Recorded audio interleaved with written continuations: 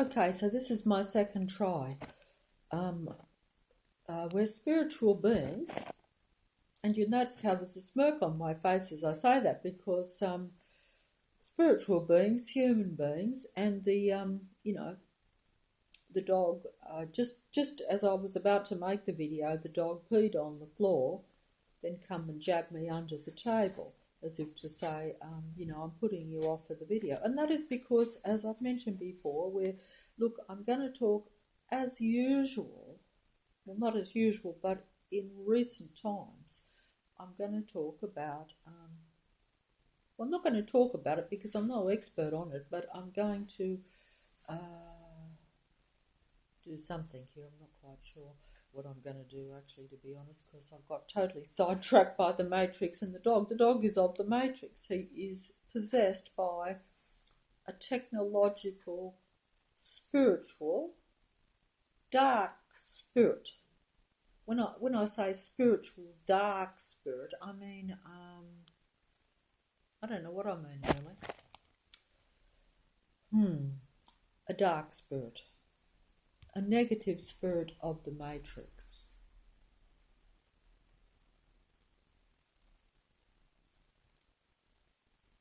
A technological dark spirit that has possessed his body, even though that is not his original body, obviously. If we're going to go the real spiritual kind of thing, which I'm pretty incompetent at doing, as you can see, because this is, like I say, I don't feel very spiritual. I felt spiritual about 1 minute ago, more or less. When I say spiritual, I don't mean spiritual, but I mean remotely inspired, very remotely, because I was going to do a song. And the song was left for me on the mobile by a fellow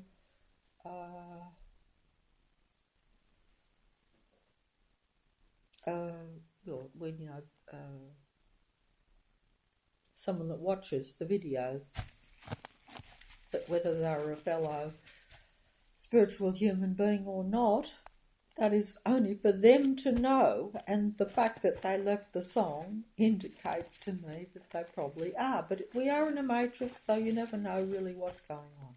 That is part of the illusion and the delusion and the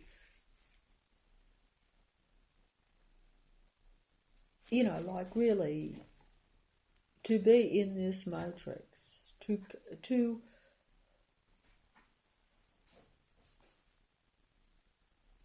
you don't have to be unstable. Is that the word? You don't have to be psychopathic.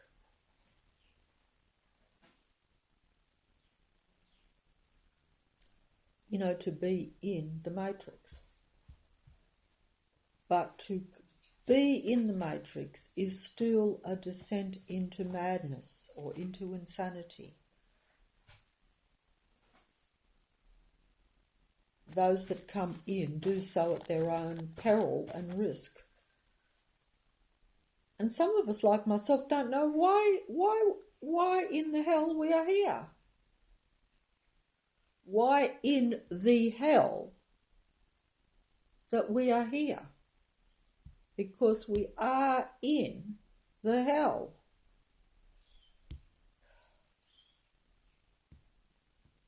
But maybe the song that was left for me has some explanation for that. That's if I can put it across. But also, see, already I'm of the matrix and erratic and agitated, etc.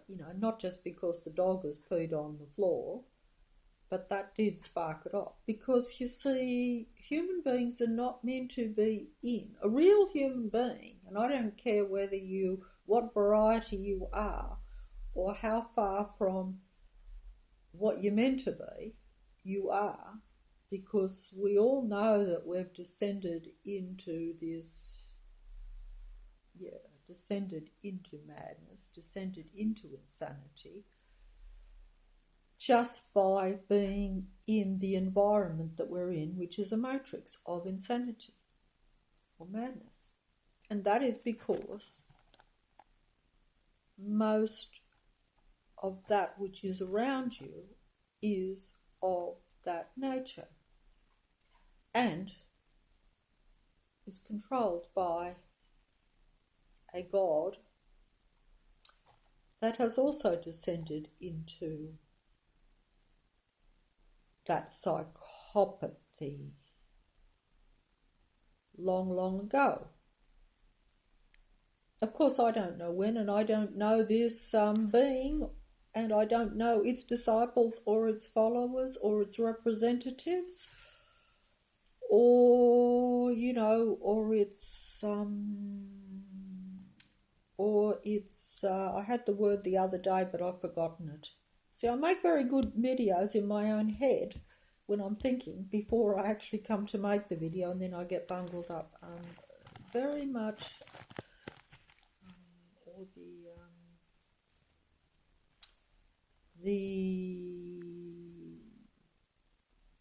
or can't think of the word. Doesn't matter. It'll come to me, of course, when the video is over. Now, I know the demigods, as I've said 1,000 times. That's because they are the stage players in this matrix. They're the ones, the visible operators of the matrix. The visible players of the matrix. They are not the operators of the matrix, no. The operators of the matrix are invisible. They control the demigods or give directions to the demigods and feed the demigods with information, feed the demigods with all their ideas, feed the demigods with all their, give them their persona, give them their allure, their everything that is needed, so that then we worship them, shall we say. I don't know if I put that very well. But most of what comes into the matrix comes from the source of the matrix, which is the human being, strangely enough. But the human being is the source, the power behind the matrix, or the work behind the matrix, or the engine behind the matrix. I'm trying to find the right word. The engine behind the matrix. But they're the engine, but they're not the car that you see. The car that you see is the demigods and the players, the actors that are on the world stage. As was said many years ago by Shakespeare, the world is a stage and we're all just players on it. Well, we're all players, but some are visible players. And I've no doubt that that particular gentleman was so much of the matrix that he understood it. Because when you're a demigod and you're further at the top, you understand the matrix and the earth more, because you're closer to the God entity, closer to that source, that controlling mechanism, being, because it is technical largely in all its operations. So therefore, I'm reluctant to sometimes, I'm not sure really how to describe it, because it's not the same as a real human being. Not that there are very many real human beings, in the matrix or in the earth because of the time period, but also because of, like I've mentioned many times before, when I say a real human being, once you change your psychopathy too much, or you change your mind too much, and this is where I'm going to go on to the song, or you enter into the world or descend into the world of the matrix, you become like the matrix God entity and its beings and its disciples, its followers, its worshippers, it's believers, whatever word you want to use. It's their world, it's their matrix, you know. But you know, the further you descend into the matrix, and that's a spiritual thing because it's a mental thing, you know, spiritual, mental, whatever you want to use. Because I'm just trying to find words, but it's still, you know, when I say spiritual, I feel rather stupid because I don't feel very spiritual in a matrix or even in myself. And that is because you're in a matrix and also because you have descended away from your true, away from how you would desire to be and also how you should be, I would imagine, how you were meant to be. You know, you've been baffled by the matrix. And this is when I'll go into the song. You know, the temptation of the matrix. The matrix can change you. And that is the purpose of the matrix too. And the God and its disciples and its operators, shall we say. Because they are changed. Because they are of the matrix God and they are of that being. They believe in that. They emulate that. They imitate that. But they also imitate and emulate the human while they're in the matrix because of their psychopathy. Because of there is bitterness in the matrix God entity. Because of going back to past, which I'm not overly familiar with. These videos are fantasy, so I'm piecing the fantasy videos together from all the other fantasies. When I say fantasies, other stories.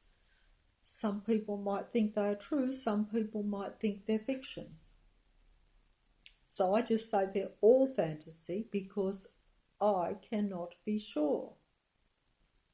And even if I'm sure, I make the videos only for you to make of things what you want. You can make your fantasy out of it, just like if you told two different versions of one story. You pick which one you think is fact or fiction. And that's for each person to decide. I'm not here to tell people what to decide because that is like the song that was left, Hotel California. It was left for me on the mobile to listen to. Well, actually, it was someone else talking about it, but they didn't talk about it at length, at least not in that video. So I'm going to do that because I'm familiar with the song from years and years ago, of course.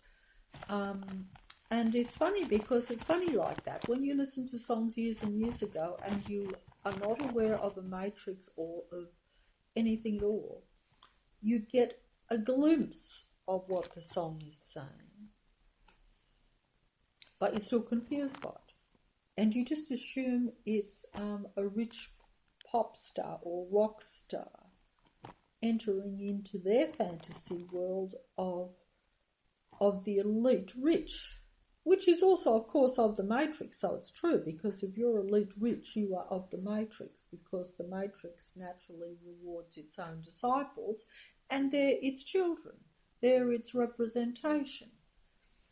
They're the embodiment of the matrix God entity, and they're a representation of the matrix, the earth gods' ideas, beliefs, and also, but it is also a reflection of the psychopathy, because there is bitterness and resentment and anger, part of that psychopathy, which is why it is a descent into madness, because there's no living in the moment. It's all living in the past. And that's what happens to psychopathic people, or when we descend that way, which we've all touched, or if we allow ourselves, as I would now speculate, allow ourselves to be possessed. And,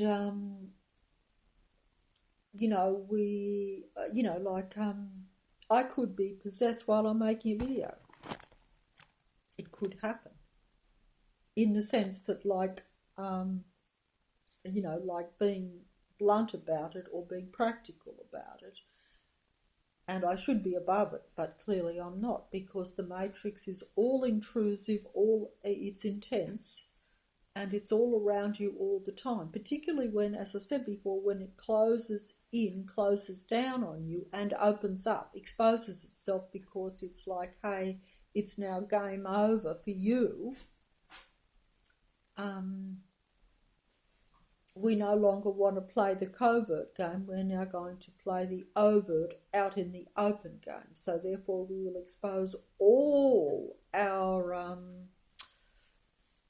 deceptions that are around. We will expose all the illusion of the matrix. We will expose all, the hidden of the matrix. Because you could have someone hiding behind a tree watching you, couldn't you, theoretically? And then that person steps out in front of you and says, I'm going to follow you.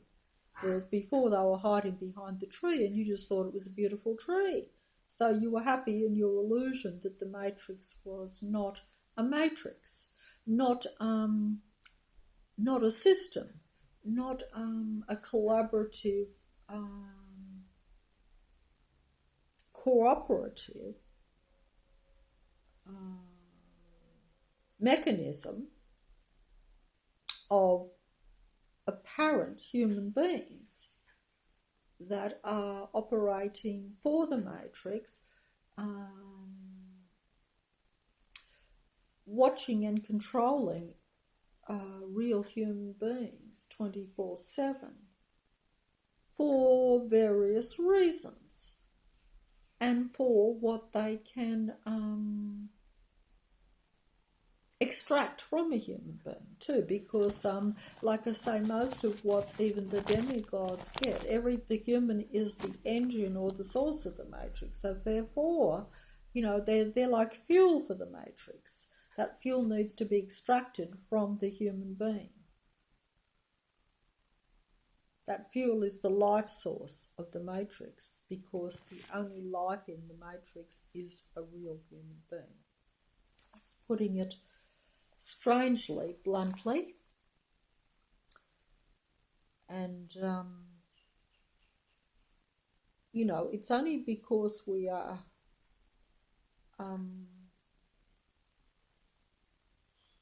like I say, towards this matrix, which is, it's a game played by the matrix god and its followers, or its children, its relatives, if you like. Relatives, children, disciples, followers, friends, lovers, partners, whatever words you want to use, that would come in all different varieties, just as our human world down through the centuries has come in different varieties. Some people are your partner, some people are a relative, some people are a friend, some people are a lover, some people are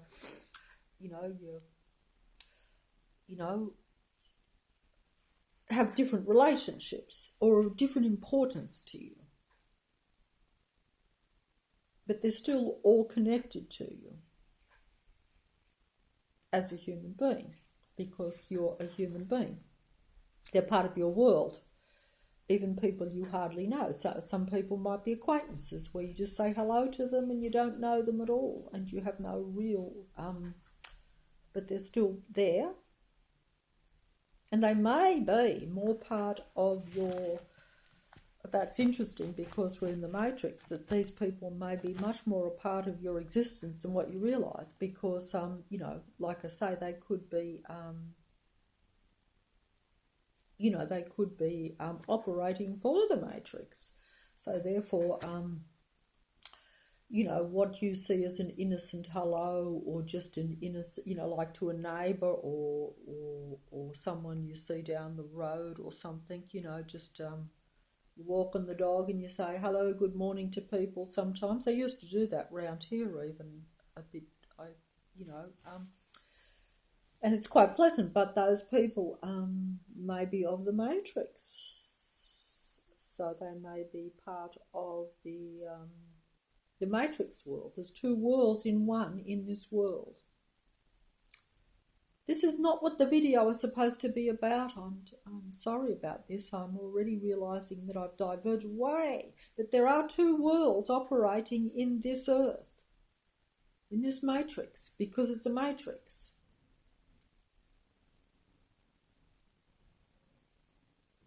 Because it's a matrix, there are two worlds operating.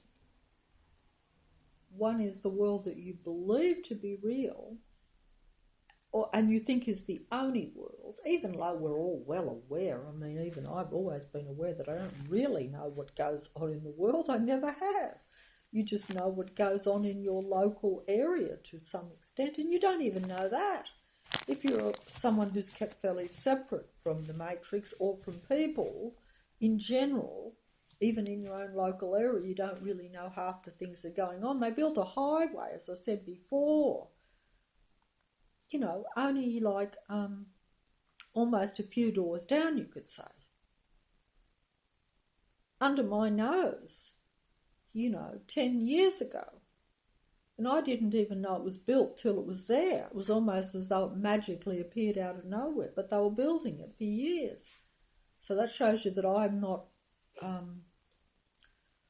not really a person that is particularly, keeps in touch or tends to watch, or I'm not much of a sticky beak, shall we say. I'm not even interested in much at all. I did live in my own world.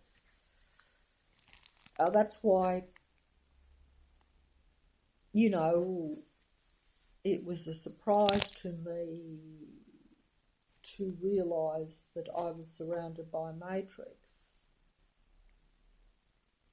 And like I've said before, maybe that was why the matrix exposed itself, because while you're in your own mind, living in your own mind, in other words, you're so preoccupied with your own personal problems, you actually don't see so much of what's around you.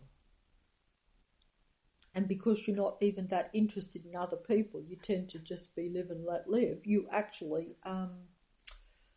and you don't have an interest because you're preoccupied with yourself, which is actually not a good thing. That's right, you can be too preoccupied with yourself. But it was a safety measure for me in the sense that the matrix was covert up to that time. Whereas once you start to look around, and I think because of the times that we're in, to see even a little, the matrix, for whatever reason, then exposes itself. Like I say, timing probably has something to do with that, even though it's all happening at once. I don't fully understand that, but I kind of see it but don't grasp it because I'm a limited human being. And I've not been used to that, not been exposed to it, not ever thought about it. That's the problem with being a human being in the matrix, is that if you've lived a life where you understand some of these things and it's normal to you, instead of the matrix, which is an artificial false world, being normal to you and thinking that's the real reality,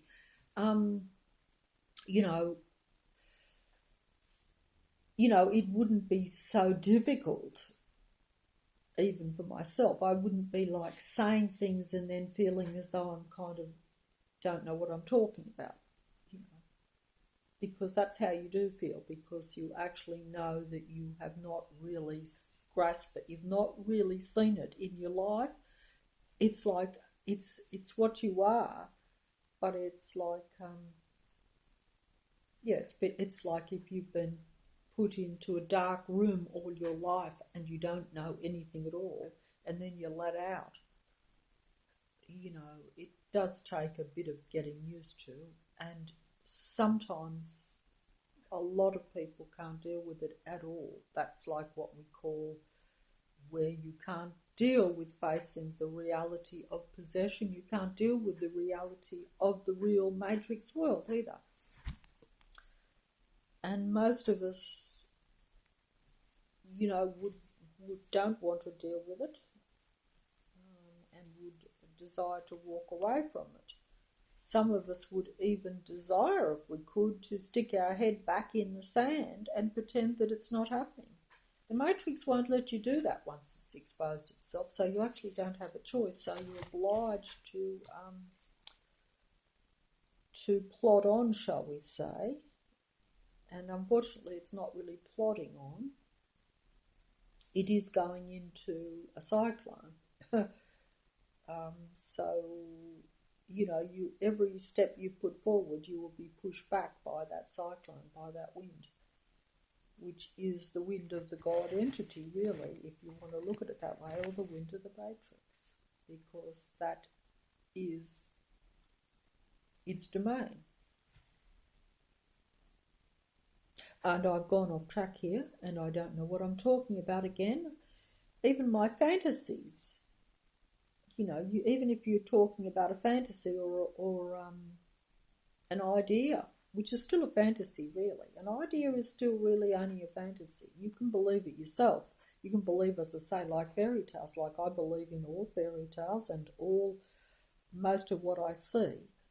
As I said before, I've reversed it round. Everything that I see that I am told is correct, the factual reality. Like if I'm watching something, if I see something, particularly if it's involved with technology, if it's on a technological device, if it is presented to me as fact, I take it as fiction, and if it's presented as fiction, I take it as fact. So therefore, my movies that are my fantasy world, to me they're real. To me they have true information.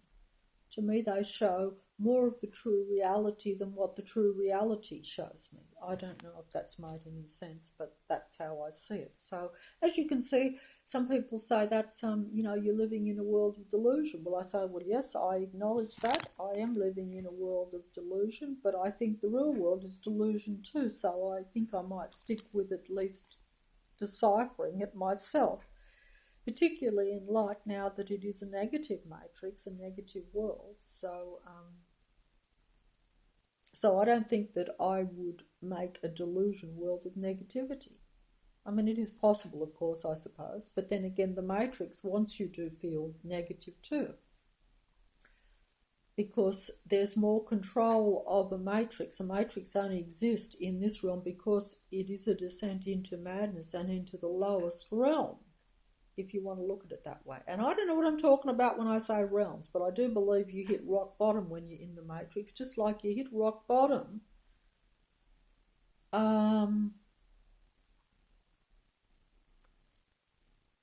maybe you hit rock bottom when you go to the Hotel California, the song that I'm going to talk about. That's if I ever get onto it, which I probably won't. It's a song. It's a fantasy, but it's written by the demigods of the Matrix, or at least presented by the demigods of the Matrix as theirs, and it doesn't matter because the demigods represent the Matrix and the God, and they expose the Matrix by their songs and lyrics to some extent. It's just a matter of how you interpret them. And anything that is presented in the Matrix is open to interpretation, and I or you are allowed and indeed invited to interpret their songs, to feel and to think about them as we want. There's no rule about that. Sure, some people might say, oh, I listened to a movie or I listened to a song and it has an explicit, direct meaning. But hey, as I've said before, when I looked at the Innocent movie, The Innocents, years and years ago, I didn't see it the same way that I see it now. So was I correct then, or am I correct now? I assume I've added so much more to it now that whether it's correct or not, it certainly makes for a more interesting fantasy, a more interesting movie, and just somehow makes myself more enlightened about a potential reality or a potential idea or a potential fairy tale, or just something that may or may not be. And even if it is not true, even if it is just fantasy and total illusion, total delusion, total crazy, if you want to say that, that's okay too, because, you know, each person still has that ability and that right, I think, to interpret and to think about things as they want. I don't, you know, the Matrix tries to tell you how to think, and other people try to tell you how to think, particularly if they're of the Matrix. But I mean, you know, why shouldn't we all be allowed to think what we want about something? You know, like, as long as, you know, like, why is it okay for the Matrix to make you think one way, but you're not allowed to think in your little fantasy way? You know, like, is that wrong? You know, I mean, it is. If, you know, if you have I suppose some people would say, yes, it is, because we're supposed to follow certain guidelines. Well, look, that may be true, and that is, and I don't know what I'm talking about. I've gone right off now. You know, the ideas are in my head, but I'm not expressing them. And I'm reluctant to. And yes, there is a certain reluctance to express them directly. And that is because, you know, the Matrix is such a place of confusion. People are so confusing. You know, you don't like to go out on a limb and make yourself look as though you are the one that's descended into madness, because you're actually saying that the Matrix itself is madness. You know, but that's not, but we live in a reverse world, so it will be reversed around. So it's quite possible that you know, that if I'm still allowed to, I'd be making videos in the madhouse in not too long. That's if I'm still there, you know, because that would be how the Matrix would perceive it. Because we have a Matrix is where you're only allowed to think or fantasize to a certain extent on your own, only to a certain extent. You're really not allowed, because they say that's not good for you. Well, I say what is good or bad doesn't matter, because you are you, and you should be allowed to, yeah, it's okay for the demigods to be at the Hotel California.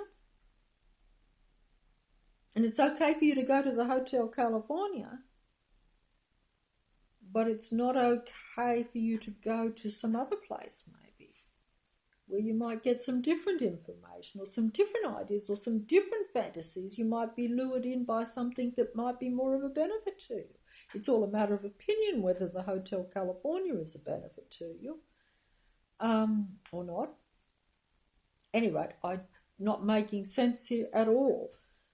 If you've heard the song, you might perhaps not find me quite so ridiculous, but, you know, but either way, I've rambled on too much now. I was going to say something else too, completely irrelevant to the video, because I had it written down somewhere, because I was going to make a different video, but the paper's gone, the idea's gone. But I think that, yeah, I think it's coming back to me that it was related to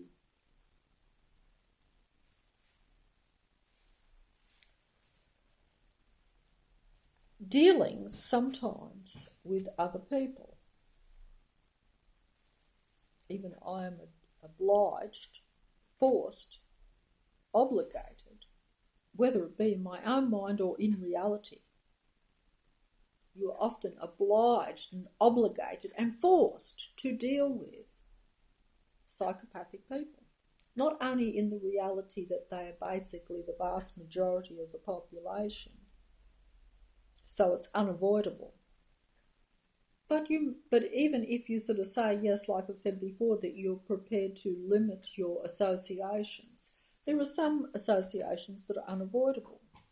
Now, whether they are for, like I said, they could be different reasons why. Theoretically speaking, you could avoid a certain amount of people. But either way, I think you know what I'm saying, maybe. But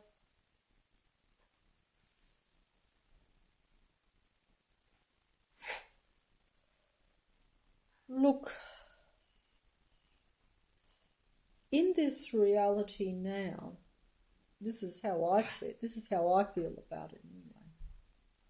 We're not really left with very much, as someone said to me a little while ago, you're not really given a lot of directions. You must have a foundation to stand on in this reality, especially as it is like a descent into madness. And I'm not sure how many people would agree with that. Most people probably wouldn't, because a lot of people, even though the world is now exposing itself to be relatively chaotic, in a negative way too, I might add, because I was going to go into that too, because chaos doesn't have to be a negative thing.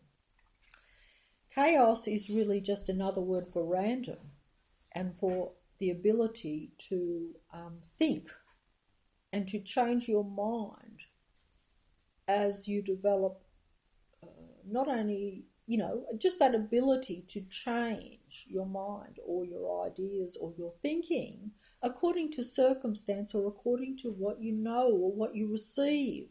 And that makes sense. So chaos is not always a bad thing. To follow a regimented rule system or a matrix even, without changing your mind, if that is negative for you, is foolish. So chaos, but you can have negative chaos too. Like if you look at the world now, it looks chaotic, and people would be looking for order because it appears to be a negative chaos. That is only because that is the matrix. Like I say, you could have a good chaos or a bad chaos, or in other words, a positive chaos, not good and bad. That's perhaps the wrong words. A positive one, which means positive for you, or a negative chaos. That simply means being random and the ability to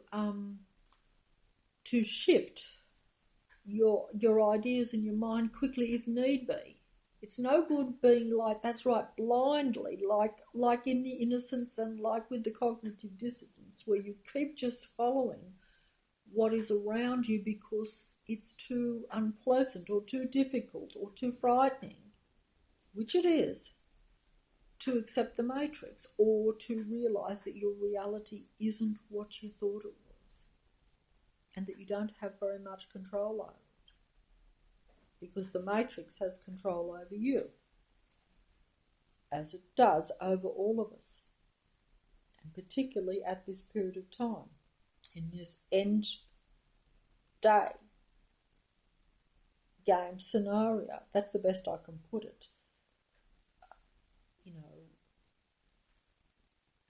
I think I've heard those sayings from other sources or from other books or from other things, because I don't really have full knowledge of most things. I just, as I say, pick my information. It comes to me. Sometimes I seek it out a bit, but it's usually still limited because I haven't had time to study and I'm not intellect and I'm not interested. I know I should be interested, and I should have been interested for a lifetime. Because you need to be interested and to try to find out what the real reality is. I'm sounding fancy here, I don't know what I'm talking about. You only need to because you're in a matrix. If you weren't in a matrix, you wouldn't have to be so diligent. You wouldn't have to, you really wouldn't have to. You could be lazy like myself, or you could be sidetracked like myself, or you could just you would just be allowed to be a human being who's just allowed to be, and in a natural environment, can change the world. Basically, they can create all that is positive, all that's a benefit for them, all that a human being would think is lovely. Such a lovely place. Plenty of room at the Hotel California. I'm diverging. Such a lovely place, such a lovely face. Such a lovely place, such a lovely face.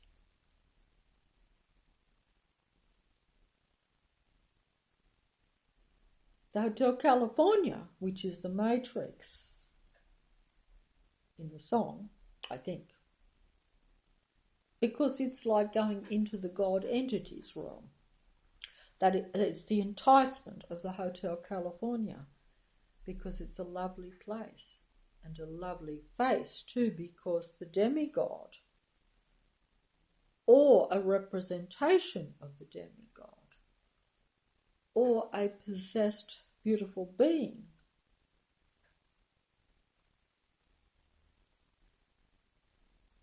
of the Matrix will meet you at the door.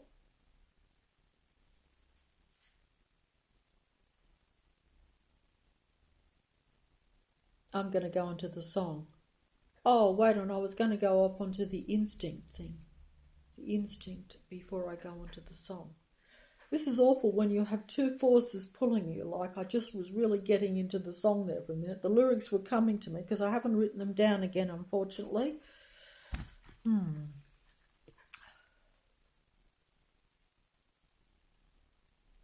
But I was going to talk about the instinct thing because I think it's important, but I'm not sure. I haven't got my thoughts collected on it. Look, when I say, like I say, in this matrix, you've got so little, because you are, because you're in a matrix, and you get a lot of ideas will come to you from the matrix and not from the matrix. And you will wonder who is of the matrix, assuming you do not want to be of the matrix. That's another thing too. If you are like myself, where I don't find myself compatible with the matrix, and the matrix doesn't seem to find itself compatible with me either, because like I say, I was kind of getting comfortable in the old world. By that I mean before the matrix showed itself. The old world was always the matrix, but it was covert. It wasn't, it was more comfortable. And you basically, and there were more options, because when the matrix is covert, it will allow you more of the goodies of the matrix. Now, the goodies are still there. By that I mean there's still, apart from recent times when we've had a lot of things closed, but, there's still the trinket stores, there's still the, there's still smaller versions of the Hotel California. I only say that because I think the Hotel California is largely for the slightly more, because we have, the slightly more elite, or the slightly more wealthy, the slightly more higher class, shall we say, if you want to look at it that way, even though, that's just a reality, because if you've got more money, you're in a higher class range. But you can still have lesser versions of the Hotel California. You could still have a motel, for instance, or whatever. Even they're not so cheap, actually, but that's because the matrix doesn't want a human being to even um,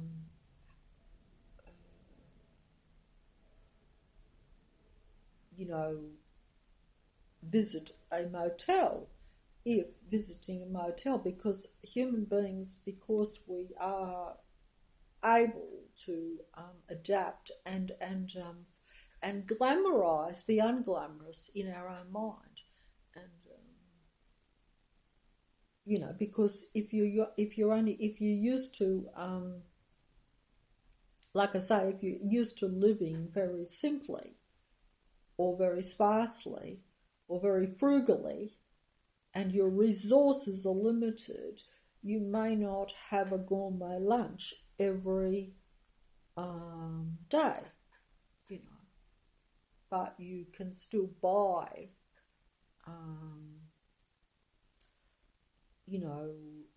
food that satisfies your appetite and that you find,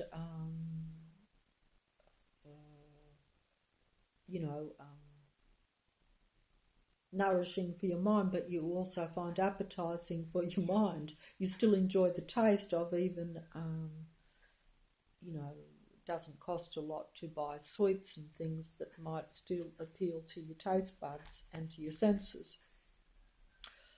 I don't know what I'm talking about here. Sorry about that. I know they're fantasy videos, but they do sometimes become quite nonsensical. Even fantasy should make sense, is what I'm trying to say. So I'm trying to make a fantasy video, but sometimes they actually don't make sense. That's only because I'm not a very good storyteller, but also because the stories are a bit muddled, and because I don't have one coherent fairy tale. I'm just picking from all different sources and putting it into one messed up video, as I say, that may or may not make sense, but provided those that watch are of a genius level intelligence, they can find it still interesting, obviously. So I mean, but that says more for the people that watch than for my presentation. I have to admit, I openly say that, and I'm not saying that, trying to be, to placate those that listen, or trying to be particularly, I forget what the word is. I can't think of the words, but no, it's just that really is just the case. And to be honest,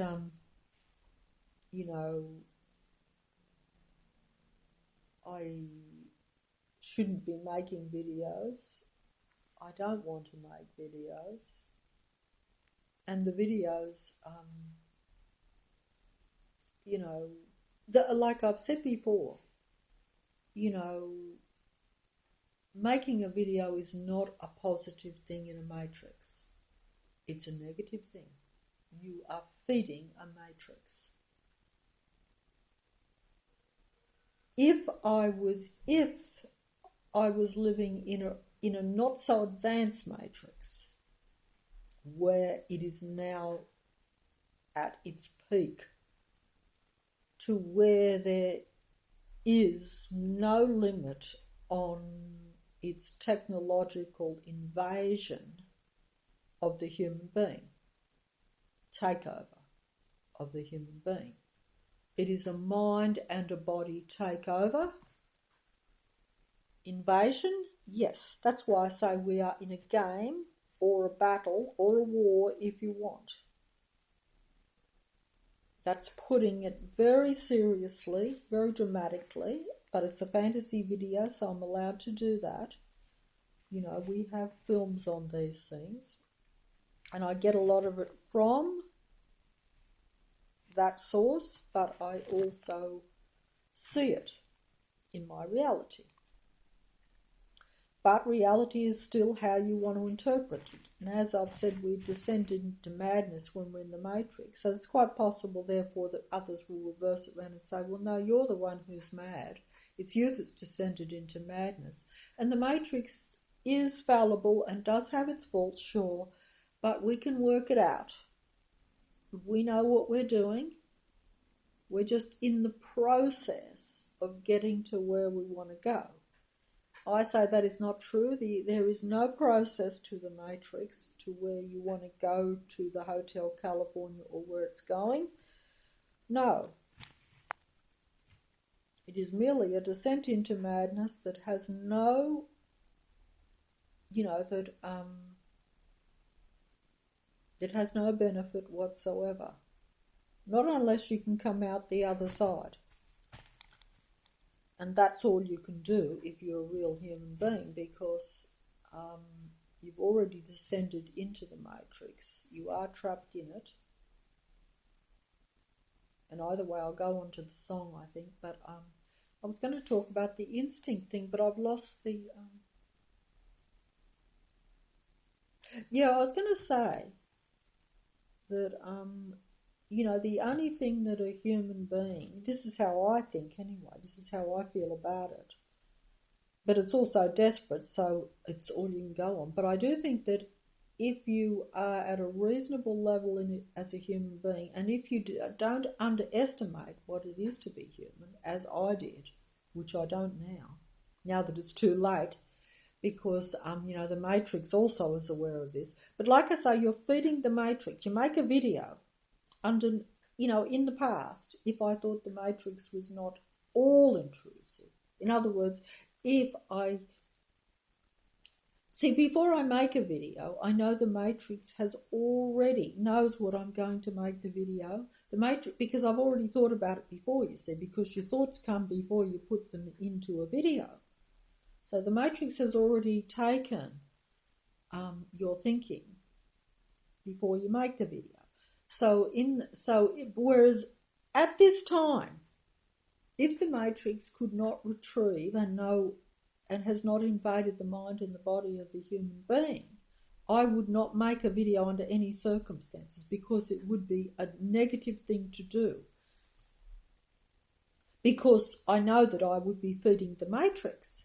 It's no good me making a video for half a dozen people if I'm feeding a matrix of millions and millions of disciples and followers and beings that are of a different kind or of a different nature or of a different way of looking at how the world should be to yourself. That's assuming they think that way, and it would appear that way if you look at the way the world is and what goes on behind the curtain, shall we say. Once you start to pull that curtain away and you see what the Matrix really is, you have to say, do I like what the Matrix really is? Do I agree with what the Matrix does? Do I agree with the operators of the Matrix? And then it's like, if you see that it is negative anti-life. Now, they do not see it as negative anti-life. They see it as feeding their life. And, some people might even think that it is okay to take a life to save a life. They may have that mindset. That may be their belief. A lot of human beings do think that. And they might not also understand that they are creating death sometimes in trying to even prolong life or in trying to sustain an anti-life. I'm not quite sure if I'm putting this correct. No, I'm not putting this correct. In fact, I've gone way off, not only into fairyland, but into nonsensical fairyland. I think I'll leave that alone. I know what I think in my own mind with the fairy tales or my thoughts on them, but I don't put it across properly at all. So you probably take it all the wrong way. That's unfortunate. That's my fault, not, that's because I don't deliver the goods or the story correctly. And I keep apologising for that, but and that's also why I probably shouldn't be making videos. But essentially, like I say, it is a negative thing to feed the Matrix, to use a technological device, to go onto the internet, and all it's negative. You're feeding the Matrix machine Earth. Particularly at this time now, because the technology is Earth. But it's a matrix, of course, so it's all technology anyway, I know that. I just still find it hard to get my head around it because, you know, you're a simple so-called real human being, so it is hard to realise that, because if something looks real, you assume it's real. You assume it's the same substance as yourself, but it's not. Not in its true essence anyway. That's my way of looking at it. Whether it's true or not is open to debate. Depends on where you're coming from, how you see things. And I just put that into thing. But like I say, it makes no difference. The videos are negative. To make a video is a negative thing.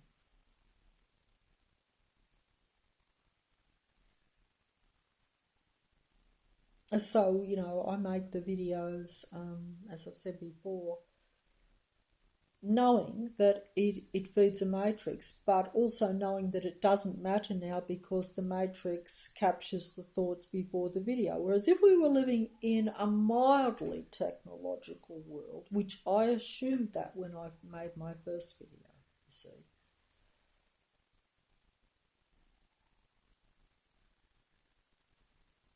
Well, that's not totally true. I did know that the matrix could read the thoughts, or that the matrix could read my mind, but I didn't. I didn't know, you know, like why. And I didn't know that it was feeding a whole Earth matrix, that the humans are used that way. I thought that it was merely controlling me for a reason at the time. That maybe I was a thorn in the side of the matrix at the time, or maybe that I had become obsolete to the matrix, and that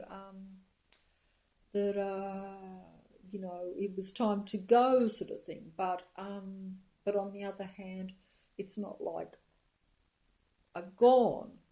It's more like a slow process of slowing you up or bringing you down. So that puts a different light. So that's why I had to then look into the matrix at a different level and say why. Because there's limited number of humans, and because they are the engine of the matrix, while the matrix plays its game. While the matrix plays its game, it needs human beings to play that game because it feeds the matrix and keeps other human beings playing, because humans won't play if they think they're in an artificial matrix. They only play while they think it's a real world, real Earth, or a natural Earth, or a random Earth world. I mean, they know it's semi-matrix. Most people, even real humans, you know, that want to be in a natural world but aren't. They still, you know, all humans really at the present time know they're in a halfway artificial world. But they think it's merely a choice, and they think that they just use technology in a natural world, and they feel confident that it's okay. Maybe not all of them. Some have their, you know, their doubts. But they don't see it as all intrusive, and they don't see it as a total technological Hotel California prison matrix. Now, you know, we have the reason we have prisons within prisons is because some humans rock the matrix more than others, and some don't play or contribute to the game to a benefit, so they're kept away from the majority in the prison. You know, I don't think I put that properly. Oh, I quite stress making this video because I know I'm bungling it up again, totally bungling it up now. Yes, even the dog moved over there laughing as if to say, yes, you have bungled it up. And he said, I didn't even have to pee again to bungle you up. You're bungling yourself up. That's so true. It's really not funny though. But like I say, it makes no difference now. So, but really, you shouldn't be putting out videos to feed a matrix. It doesn't benefit you and it doesn't benefit the people who listen.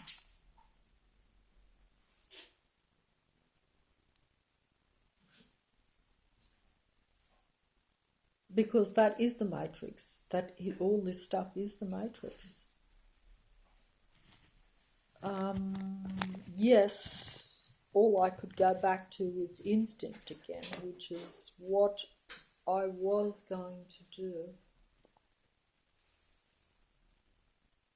You know, if you have a matrix and you have a limited number of human beings now still playing in a matrix because it is towards the end of the game, even though the time element could be this or that, it's all irrelevant. I think it is all, there is no real time to my way of looking at it now. I don't understand it, but it sort of comes to me in the sense that, you know, if I said something happened 1,000 or a couple of thousand years ago, it didn't. It happened yesterday. It happened a second ago. I'm being very dramatic here because this time sort of thing is something I of course don't understand at all. I'm talking completely through my hat, but it matters not. The game's already been played, it's already happened, but we are slowing it down. I sitting here right now, I'm slowing it down. I'm slowing it down because I can't deal with it. I need to slow it down.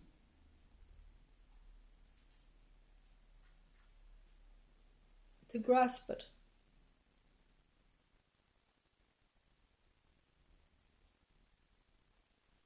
And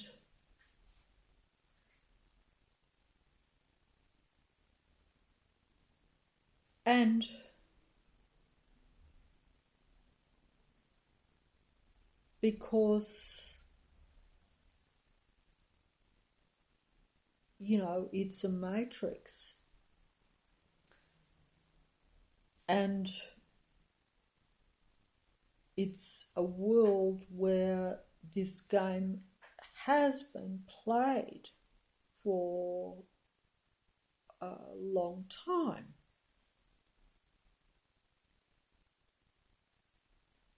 And it, you know, this fall into madness, descent into darkness, if you like. Madness is darkness because this darkness, this dark spiritual thing, dark spirit, dark reality, dark world, dark earth, dark beings, dark spirits, and they possess more positive spirits, or those that should be positive, but we have all become possessed, so we have become dark, and so we have descended into a dark realm, into madness, and into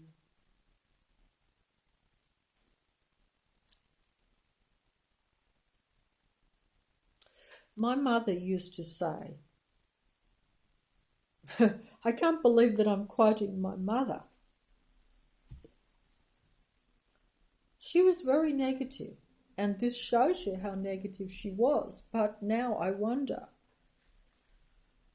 she used to often say, and when I say often, I mean often, she would sit in front of you and she would not engage you in any conversation. But she would sit there and say, I am in purgatory. This is purgatory, she would say. She didn't say it like that. She would just say it as though it was a fact. and she would say it, like that she felt that her life was purgatory. And yet other people wondered why, or at least even I wondered why she thought that and why she said it, because I did not see her life as purgatory. I did not see any reason why she had to think that way. Because she had more than some people. She didn't have to be unhappy. She could have turned it around. Even I used to think that. It was largely in her thinking. She had embraced purgatory, really. Purgatory is really, I wondered why she used that word purgatory too. She never said I'm in hell, like some people would say. It was always purgatory. That probably comes from her background. But purgatory was always supposed to be a deciding place, I think. This was my knowledge of it anyway. Not that I have only looked that up recently. But purgatory is a deciding realm. It is hell, but it's where you can still choose to not be part of hell. Even though, yes, we have descended into purgatory or hell, or negative, dark earth. The lowest region, if you like. It's a bit like saying you're at the edge of the universe and there's nothing further, and it's the outer limits of negativity or something. I don't know if I'm putting it right that way, but yeah, she always said, these videos are becoming too personal and not informative or spiritual kind of videos that they're meant to be, to where you're meant to have some understanding of this false reality and say whether you like it or not, and what you're supposed to be trying to do to either change it or move to a different area, which is what I keep saying is the best to do. But as you can see, I'm still stuck here, so I'm not even successful even at the physical matrix level, and this is not good. And making videos when you openly say that it's a negative thing to do. But like I say, it would be negative if it wasn't the late stages of the matrix, the last days, if you want to put it arty, as some people might, or the end of this particular,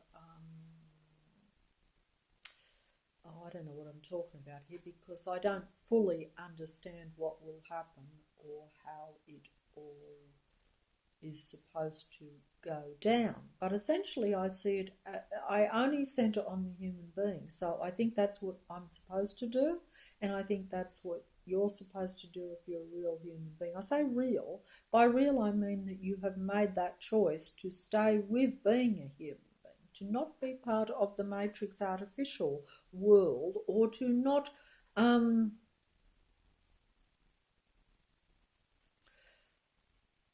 be enticed, because it is an enticement, I think. It's like, follow me into the Hotel California, or further into the descent into the matrix. And there are various ways you can do that. Now,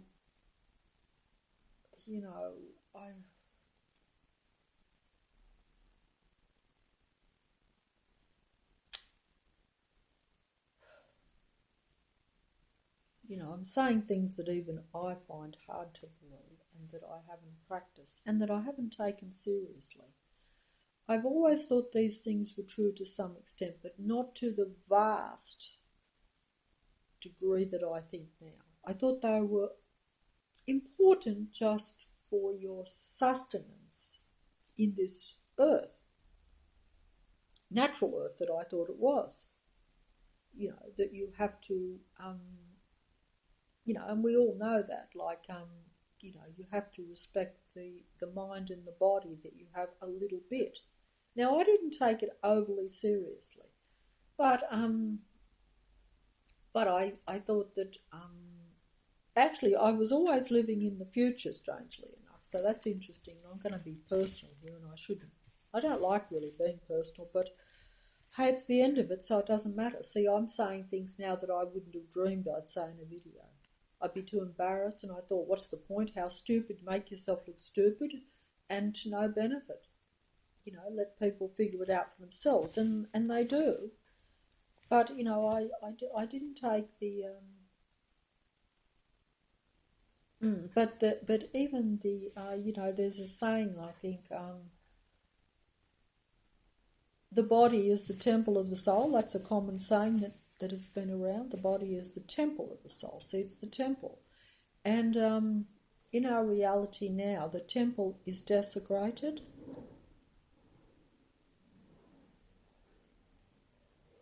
And so the soul is uncomfortable. So the mind is uncomfortable. So the human is uncomfortable, the real human, because obviously the mind is, or your thinking about things, is what is important. I mean, that's just putting it bluntly. But you know, if your body is racked with pain and is deteriorating fast, as most of ours are, that makes the mind uncomfortable. The mind is then agitated. The mind cannot think. The mind is, you know, the mind is split. The mind then becomes more of the matrix and becomes very negative. It's hard to be on top of the world when your body is failing and aching and stuff like that, as I've said a million times. And so, but because it is the end times in the matrix, the temple of the mind or the soul or of the human or the spirit, whatever you like, I don't know what words to use, is deliberately desecrated. Because that is not a temple of the matrix. The matrix does not see the human body, the real, natural human body, as a temple. They desecrate the temple. You know, because even if you're breathing in negative air, you're desecrating the temple. But you, because you have descended into the matrix or into madness or into purgatory, like my mother said, I'm in purgatory. This was years ago, long before. I think I agree with that now. I can't believe that I agree with what my mother said now. Yes, we are in purgatory. But when she used to say, I used to think it's of your own making. And to some extent it is of our own making. But because we're in the end times, the matrix now has the total control, total dominion, so total upper hand in every single area. So even so, the human thought and import and how you even behave is a lot less influential, a lot less, has a lot less input or impact on the reality than what it really should. It should have total impact on the reality, especially if you're thinking positive. But it doesn't now. This is why I said checkmate in a way. The pendulum just keeps swinging backwards and forwards. The clock is never going to stop. Well, it will stop, of course, but that is got nothing to do with how the human is. It only has, the human can only do it for themselves rather than the matrix in a funny kind of way now, I would think. Unless you you know, the total powerhouse of the matrix, and you even got abilities that even I couldn't comprehend. It's just not going to be possible. But yes, you are still, you know, as I said, it's still, you know, the world still revolves around all the human beings, and the human beings are the central engine and creator of the matrix in what the reality ends up being. But if you are controlled by the matrix, as we all are, because the matrix is all encompassing now, Like I say, the temple is desecrated. Your temple is desecrated daily by the matrix. Some of us are aware of it. We feel it. It's shown to us. Others, it still takes place, but it might be slower and more, like I say, covert. I used to have a saying, I think I said this in videos, many, many, many videos ago early on, that we have a saying in this world. They used to say, cancer is the silent killer. Cancer is the silent killer. That's right. Most in the matrix are silent killers. Cancer, yes, is of the matrix and is a silent killer. It is a disease or a manifestation of the matrix that comes into a human body and causes havoc and desecrates the human body temple, if you like. That was quite arty of me there. It's about the only good thing about this video. I usually get about one sentence in that I sort of say, oh, that was arty. But that's just me being very ridiculous there, because the videos aren't about being arty, but it is important to put them across to where it makes some kind of sense in the total of what is going on. Because I only make individual fantasy videos about specific things, or about elements of the matrix, or about elements of the reality. And I say this is a fantasy part of a reality. Of course, you know that I think that everything is a fantasy in the reality, but that's just me. So, you take that however you want to, and I don't think I made sense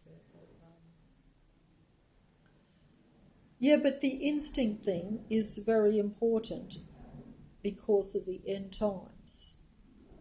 And I say that instinct is like having that, which all human beings do have and should have, but we dismiss it and we don't use it most of the time. We doubt it, as we all do. But I would say that a bit like this, right? I had an example, like, see, in this reality, you can get married, right? You can marry someone. Now, you make a choice. Now, in this reality, if you decide to marry, most people marry on instinct or on the basis of love or infatuation or all sorts of things. Now, I don't know where I'm going with this. Making almost psychology videos when I'm supposed to be talking about the matrix and the song. But hey, they're all tied in together because of the reality that, as I've said before, and we all know this, that the vast majority of people are of a psychopathy, which is psychopathic, which is not balanced, not normal, not stable, and they live in the moment and they live in the past, as the God entity and its minions do. They live in the past. They don't live in the present. Their emotions and their feelings are all reactions from the past. And we've all done this. I've done it too at times. That's when possession takes place. When you have that bitterness and anger and you don't let it go.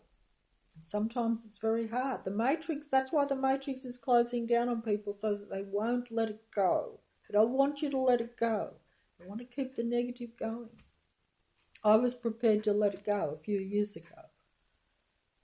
Woke up to it. Woke up to the reality of people, only people, not the matrix, and was prepared to let it go. So I'm going to start afresh.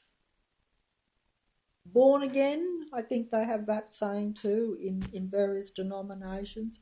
Well, that's of the Matrix too, because the Matrix has their version of born again, just as some denominations have their version of born again.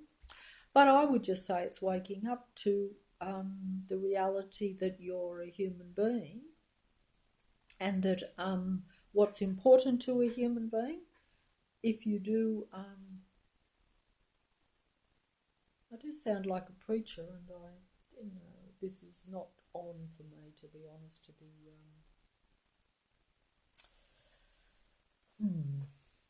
and get carried away even with the video. So I actually don't think that this is entirely right. But hey, it's a video and it's a fantasy, and we're at the end of it, so if I'm going over the top or overstepping my, what I really know, or what is,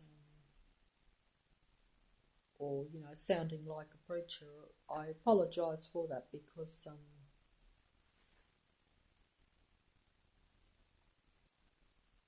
but maybe that's the Matrix saying, hey, you're not supposed to do that, because don't forget the Matrix, those of the Matrix don't like you to just express what is, how important it is to be a human, and that maybe you might be special.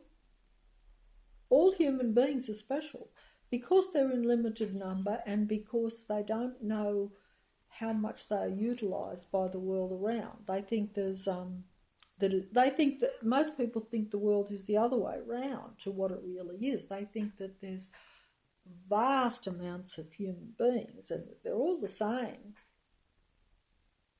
Whereas we have two worlds in one. We have the Matrix world, its beings, and its demigods and its operators.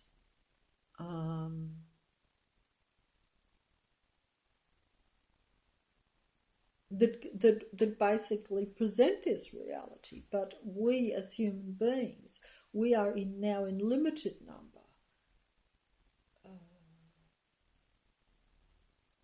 My problem is in distinguishing the difference between some human beings and others. Well, I suppose, how could I put it? And it's only a view too. And it's only like a fairy tale, in the sense that not everyone thinks that it makes a big difference. I just happen to think that it does make a big difference, and that it is a deciding factor in this reality. And it's what this reality is really all about, is really separating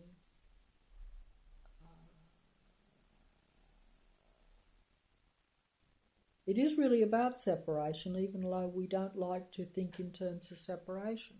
We want to all be one and understanding of other people, and all this sort of thing. And this is fair enough, but there is separation. The Matrix actually itself does deliberately separate. It separates. I didn't want to separate. It's like saying, no, you can't be, if you are not part of the Matrix, if you don't agree to all of the Matrix, then we are separating you from the Matrix. You're being ostracised. You're being singled out and limited in this reality because you are not 100% of the Matrix. That's how I see it. In other words, you won't buy into the fantasy 100%. Or you won't buy into our reality 100%, because I say it's all fantasy, but they say you will not accept our reality. You don't like it for whatever reason. And you're not allowed to pick and choose, and that's because of the end times. Whereas in the past we could pick and choose a bit more. I think. Oh dear, dear, dear.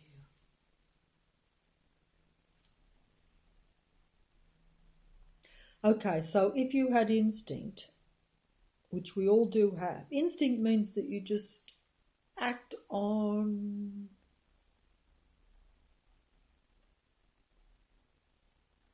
you act without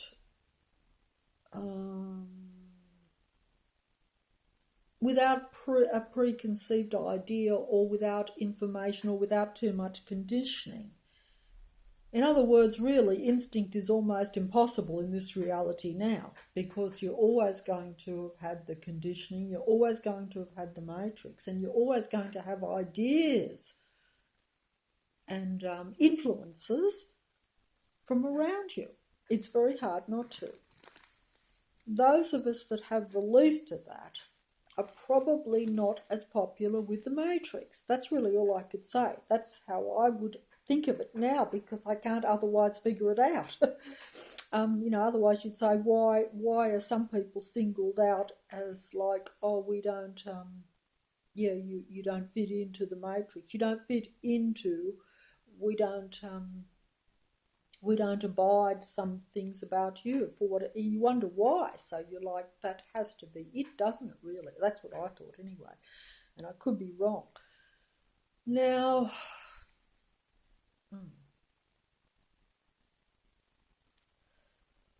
if you were going to marry someone, knowing the matrix and knowing now, you'd have to say that your chances of marrying someone that isn't psychopathic, therefore your chances of marrying someone that doesn't love you or actually does not even like you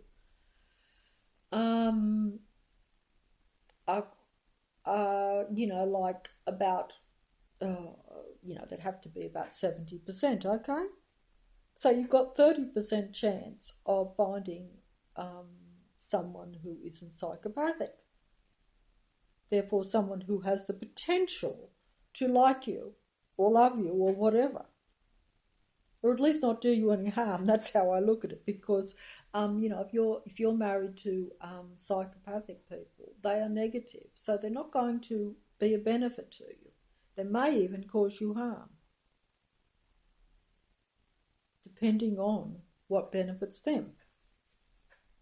That's just the reality. That's a psychological assessment of it.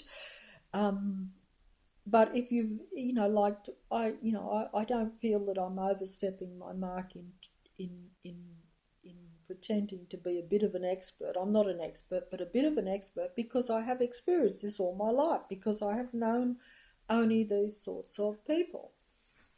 And that's what, and like I say, the matrix came down very hard when I realised this.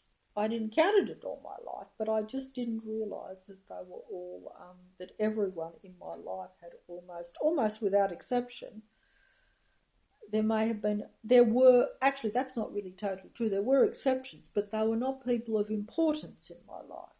They were more like ones that I dismissed or let slip through, and I had entertained.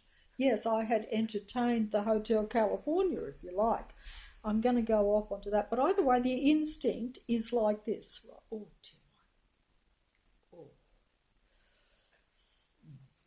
the instinct is like this. If you had instinct, you would, you should be able to just probably know someone that is compatible with yourself, or of like mind, or of like essence. They're a real human being, in other words. And I only distinguish that now because, as I say, if you go of the matrix, you become a lot more technological in your thinking, in your outlook, even in your reality. That becomes normal, and that is slightly psychopathic because the God is technological. All these things are connected, strangely enough. That's what I now think. Call it fantasy or illusion or delusion if you like, but it is reality to some extent. How much is open to, debate or discussion, or to what you think about it? I'm trying to be sort of fair and reasonable here, because I know that I say my fantasy videos always take it a bit to the extreme. I still don't take it to the ultimate extreme of what I could, because, I try to be a little bit subtle and make it like a fairy tale. I don't want to be. I don't want to go into the horror movie genre, even though, like I've said before, I don't mind horror movies, but I prefer the more stylized, more haunted house, more older version of those sorts of things than the new version, which is much more with the reality, where you really see where the horror can take you, and the real reality of the horror too, because you can have, that's right, you can, like me, watch a horror movie and just get enticed by the atmosphere and think it's spooky and fascinating and all this sort of stuff, until you see the real blood, or until you see real destruction, like, or it becomes real graphic, which is why I only like the old ones, as I've said before. But it's still the same thing, because it's just covert. I endorse that and don't and openly, say that I don't mind watching that stuff, provided it is glossed over and that it's covert. But then again, I didn't know that the horror movies and the reality are intertwined, or at least they are in my fantasy reality now. So that's another thing too. It's like, if you're watching a movie, you can watch something that even frightens you a little bit, or excites you a little bit, and that's actually bad too, because you shouldn't be excited and frightened at the same time. But the Matrix enjoys that too. That's part of tricking the mind, I think, and I think we've all been tricked there. So, but you think that by watching something and it's not, and that's also true of the Matrix too. I've diverged here again. This video is just one big mess. I should have stuck on the song. I haven't even got onto it yet, as you can see. But But, I think that this reality is like this now, and this has just come to me. While I'm watching an old horror movie, I feel safe. I know that it's devious underneath, and it's sinister underneath. It's creepy. And there's negative, anti-life, evil stuff going on in a horror movie.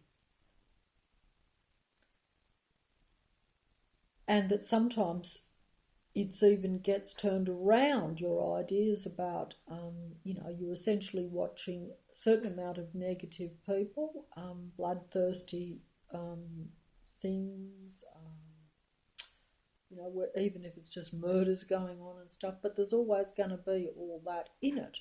But you feel safe watching it, because you don't think it's happening in your own reality. You wouldn't want to have that happen in reality, but you're still enjoying that as a fantasy while you're watching it on a TV screen. So it's interesting. And maybe some people of the Matrix are like that. Those that are of the Matrix, they see the human beings as their video game, and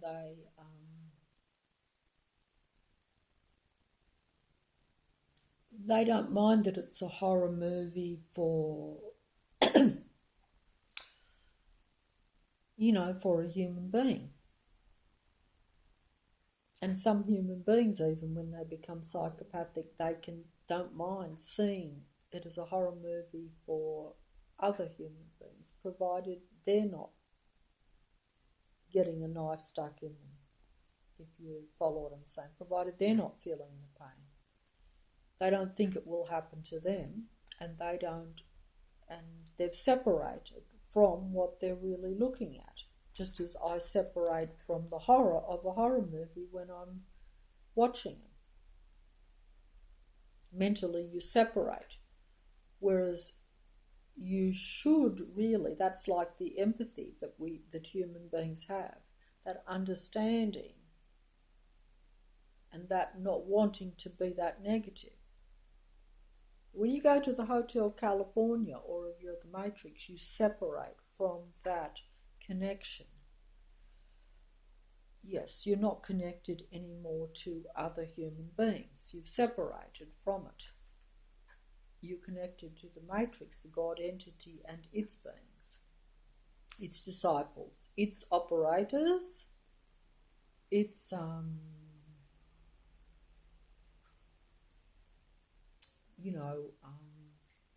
creators of this reality.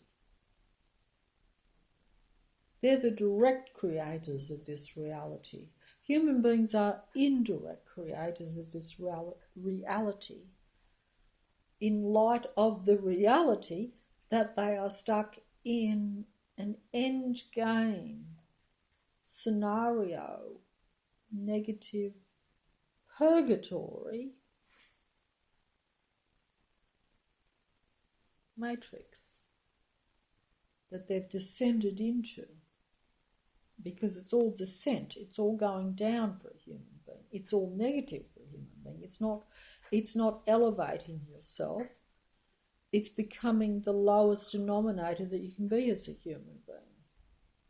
It's throwing away everything that was given to you. Of course, we don't do this consciously, and even those that would want it back and that don't agree to it, because of the realm that you're in, you're faced with living at a very limited level as a human being. If you're a real human being and not of the Matrix, whether the Matrix itself has decided that they don't want you to be one of its members or one of its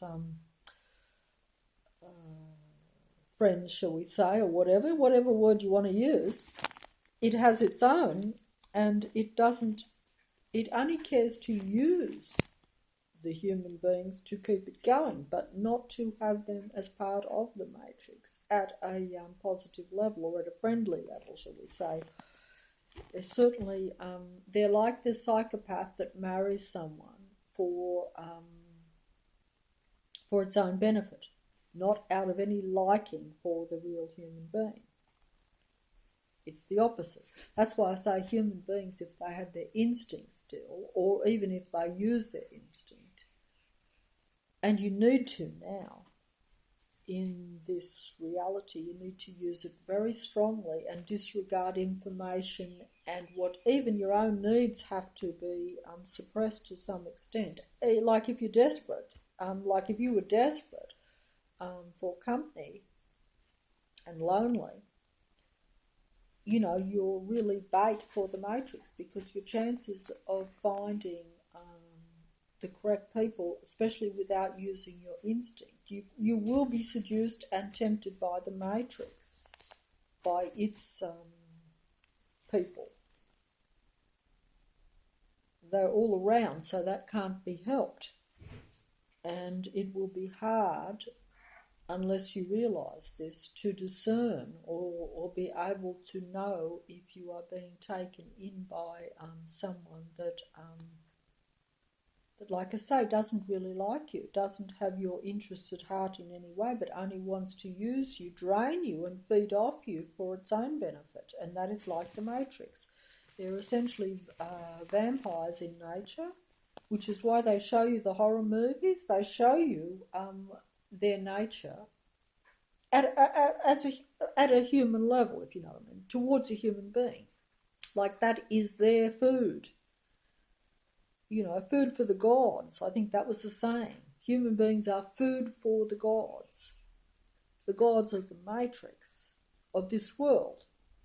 Human beings don't feed themselves. We don't feed ourselves.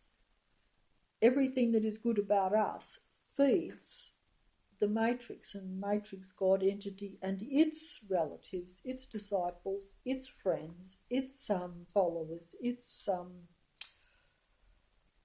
believers, associates. There's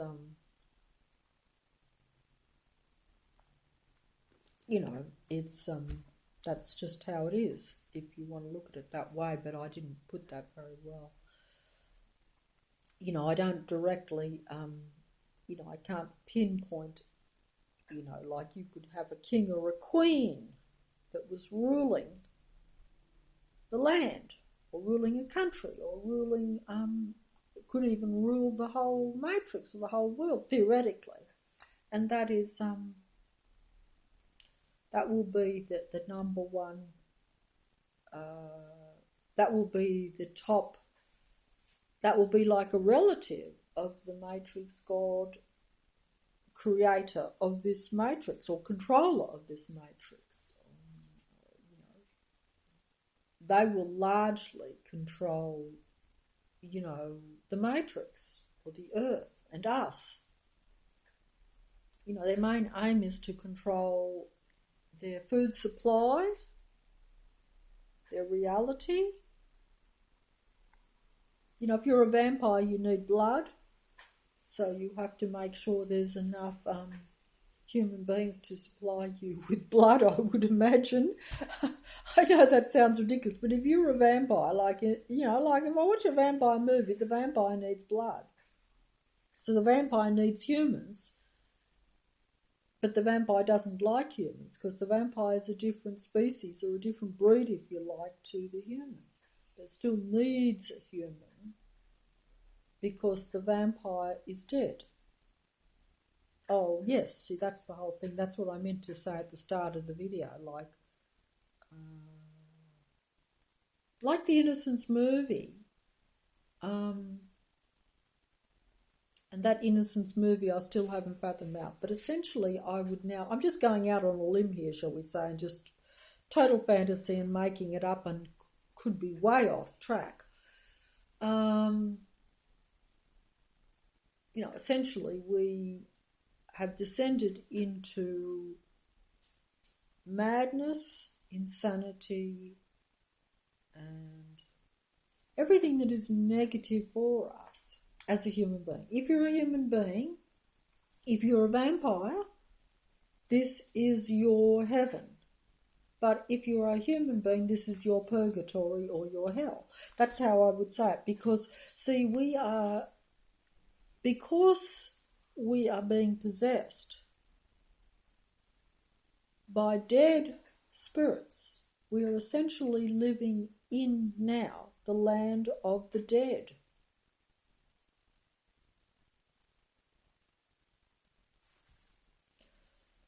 I think that was a movie, The Land of the Dead.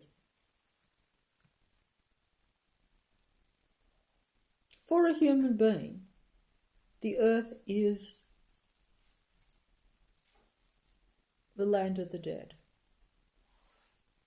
That is because we have now descended into that low realm. That is the reality that has overcome us, that we've contributed to in a way, unintentionally or intentionally, depending on your beliefs or what you think is good. If, a lot of people, we've seen the Twilight movies where it is now desirable to be a vampire. This is essentially what is happening. We want to be the vampire now. We don't want to be the human being. The vampire is what we exalt. The vampire is now the hero. The human being is not. The Twilight movies showed that. And they show that merging, that acceptance of that too. That the few human beings that are in those movies are falling in love with the vampires. So the human beings are enjoying being in the land of the dead or the land of the vampires. Because vampires are dead, don't forget. They've been dead and they sustain their their existence by feeding off human life, the real life, the human blood. The dog has just peed again on the floor, so now I have got 2 pools of pee. But as you can see, I'm not letting the matrix totally override me. Well, not totally, just a bit. Because you notice that I'm still making the video. I haven't actually got up to clean it off. I have to admit that if it wasn't pee, I probably would have to, because it would be too unpleasant for me to continue.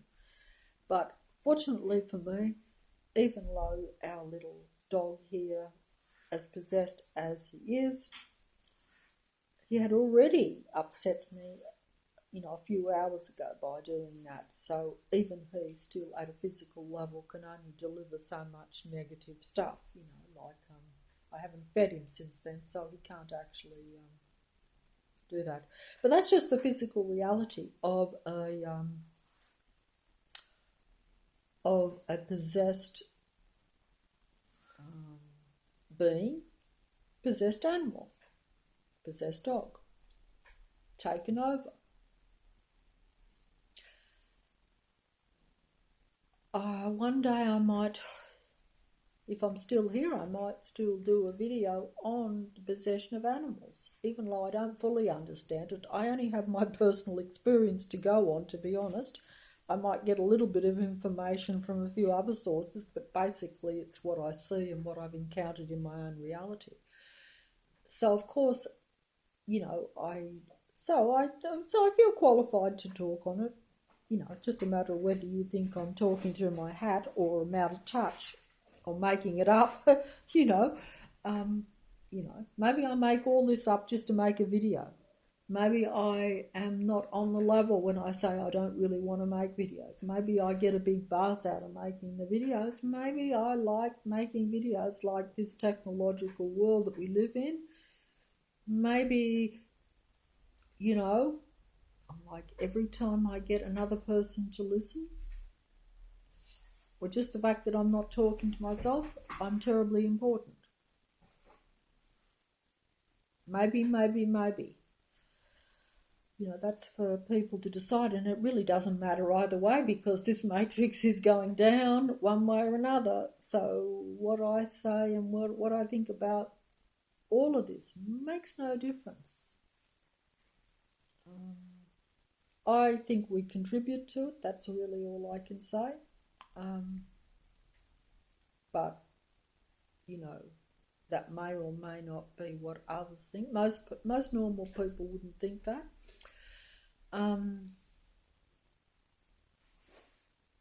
But, as far as I'm concerned, that fantasy is just as much closer to fact as fantasy. But either way, like each person is still only important to themselves, so it's not entirely ridiculous to say that. That's the only reason people listen to videos, is because they're like, oh, I want to enlighten myself, I want to make myself more important, I want to make myself more this or that or whatever. It's the basis of our reality. The fact that it's just all a fake reality and that it's away from what really makes us anything at all is just the delusion that we've unfortunately bought into, but not really bought into. We've been trapped into it. We've been enticed into it. We don't have much other choice. But if we had instinct, we would know. Yeah, we would be able to spot the psychopath easily. We would get little indications. We wouldn't be swayed by all the wrong ideas so much. It's very easy to continue on in something negative. Some of us have to, or we think we do, or we might feel obligated to, or we might think that is our purpose. Most of what I do, I don't want to do. I'm not sure if it's my purpose or not, but it's like you make a choice, and if it turns out to be a wrong choice, well, that's just, then you're stuck with it, and then the reality becomes worse. And that's just the way it's gone.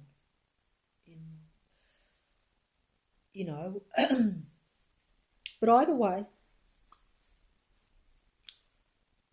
the instinct should be enough. Most people should trust that instinct. But you see, because there is See, the problem at the present time is like this. This is the problem for me, and this is the problem probably for you. It's probably the problem for you. You have instinct, but you also have all this knowledge or information.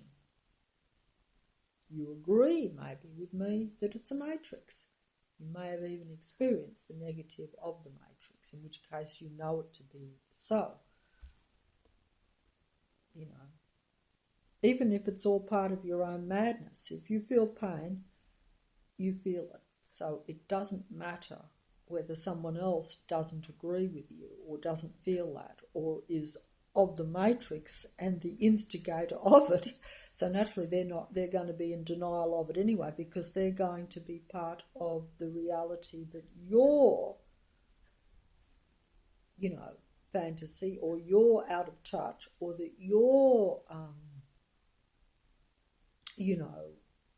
have entered into insanity, whereas they are sane in everything they do.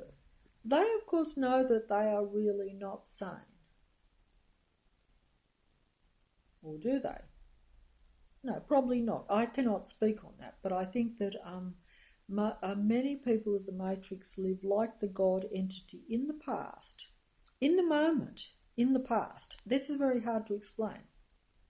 They seem to have no memory of anything that doesn't fit their negative scenario of that which justifies their negative actions.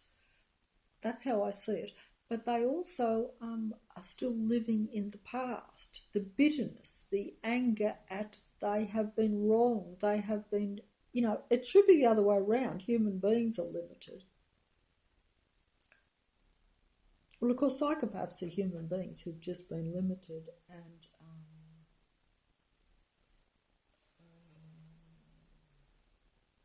traumatised, that's the word, to such an extent, rightly or wrongly, but they have not held their ground. They went to the matrix. Now I'm going to go here. I'm going to go onto the Hotel California, because this song, I think, from my way of looking at it, my version of it, there are many, like I say, with songs and movies, you can have many takes on them, many versions, many fantasy way of looking at it, and you might say, that's my interpretation, that's how I see it. This is just one interpretation that I'll do of the song, because, I do think sometimes even I can see more than one interpretation, but I'm going with an angle, because when I first heard the Hotel California song, no, not when I first heard it, but when I heard it recently, after I was left the link on the thing to listen to it, or someone was talking about it, I listened to it a couple of times again. I was very familiar with it anyway. Of course, we've all heard it years and years ago, because I'm just old enough to have been part of the past music, shall we say. But I saw pop stars as rich and famous, but I didn't see them as elite disciples of the Matrix. I didn't see them as believers in the Matrix or the Matrix God entity and all that system and that ideology, if you like. It's a fantasy for them. They're in a fantasy world of a spiritual ideology that they probably believe in. Just as many other human beings all across the world have their denominations and their beliefs that may pertain to their particular gods or whatever, or God. Everything is of the Matrix. My own view is that everything, and I think this is reasonable to some extent. Everything is of the Matrix, so everything is of the Matrix. That doesn't mean there isn't some truth in the Matrix, but every big kind of organisation or anything that is too obvious or on the world stage is of the Matrix. So that has to apply to everything if you're holding to my view that it's all one big fantasy matrix, which I obviously do. You have to. You can't cut corners on that. Well, you could, but I choose not to because I think it's the end of things, so therefore it is very extreme. So I take it very extreme now. If it wasn't the end, you could say, oh yeah, we have some little groups that aren't of the matrix and that might be 100% pure in some way or something. Is that the right word? Or I don't know.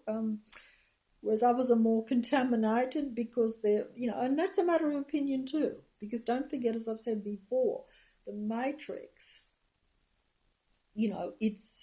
I say it's anti-life and anti-positive, not positive or not a benefit for a human being, the matrix. But that's because I'm not of the elite matrix too. It would be a benefit then if you were. But that's what this song Hotel California is about, you see, in a way, I think. Because, yes, you have pop stars, which are clearly the elite disciples of the matrix, or the rich and famous, if you like, if you want to keep it simple and don't want to take it to a bigger degree. But either way, they work for and are paid by and are rewarded by more important people that run all these industries, whether it be the music industry or film industry, any industry, anything you like, so it's still like that. They can't be rich and famous unless they're in that industry. They don't control that industry. They're just the representations. They're the one, they're the whatever. I don't know. I don't think I'm putting this properly. I might, if I can sing, I work for the music industry that is controlled by beings that are more, that have more power than me, but I have the influence once I are their representations. Some people might say, well, no, you're just an individual that's a creative person that writes a song and they let you do it because it makes money. Well, I think there's more to it than that. But either way, I still have to work for them. I can't just do it on my own. So they're the controlling force behind the music industry or anything that is of this world, even if it was a normal world, not a matrix. I mean, just the fact that you have all these organisations that control things, that is a matrix in itself, even though, it's just a term really. It just means that, that you have to be part of a system almost. Anything, just to, that's just the world. Most people accept that and like it. And it's all we know, and we wouldn't know what else to do. I don't think I know what I'm talking about here at all. Dear. Okay, so I'll go on to the Hotel California. I'll get back to that instinct again because I muddled it up. I had it clear about a week ago because I wanted a direct comment because I thought that in this matrix it is very easy for even real human beings who understand more than me even about the matrix and know what's going on, because we're aware that we have so limited numbers and that most people are possessed. It makes it then as a human being, you're in the dilemma of realising that most of what around you is not a benefit to you. So you're on your guard. All you have is your instinct and you're swamped by all this negative stuff around you. And your instinct fails you sometimes because you're like, how do I really know if that is someone I can trust? You don't. Because you realise if you're at a higher level of waking up to the world, if that's the correct terminology, you actually then become very careful to such an extent. They make you inhuman because you have to then be on your guard to such an extent, because you're trying to protect yourself, because you're like, oh, I'm surrounded by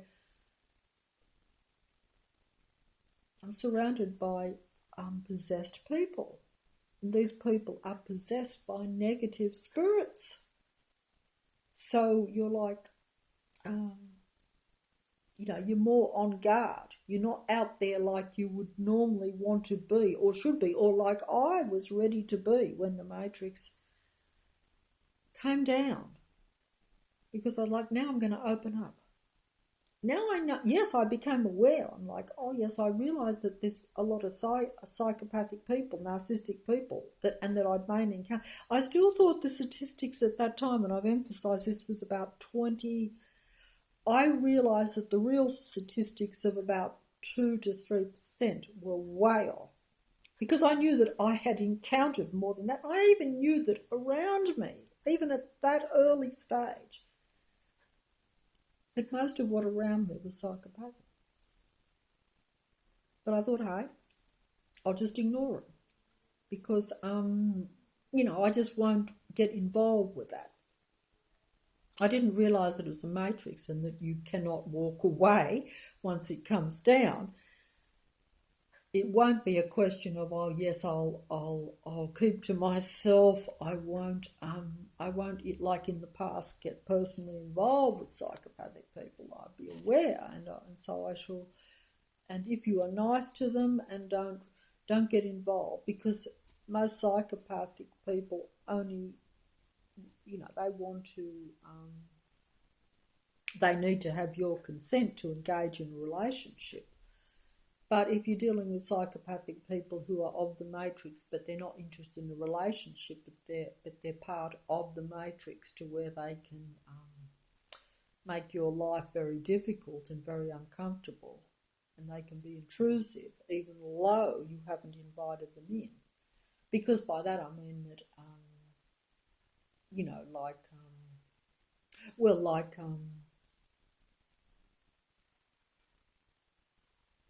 you might not let them into your house, but you can't stop them from walking outside your house. You can't stop them on the street. You can't, you still got to go out. But even inside your house,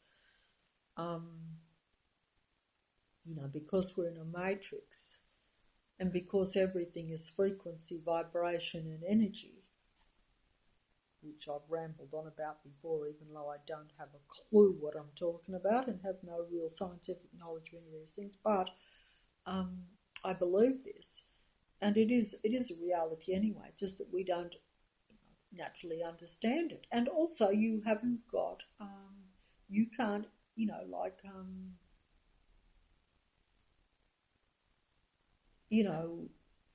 a frequency can be a positive frequency or a negative frequency. And you can't stop another person from, if they are of the matrix, from sending a negative frequency. You can't stop,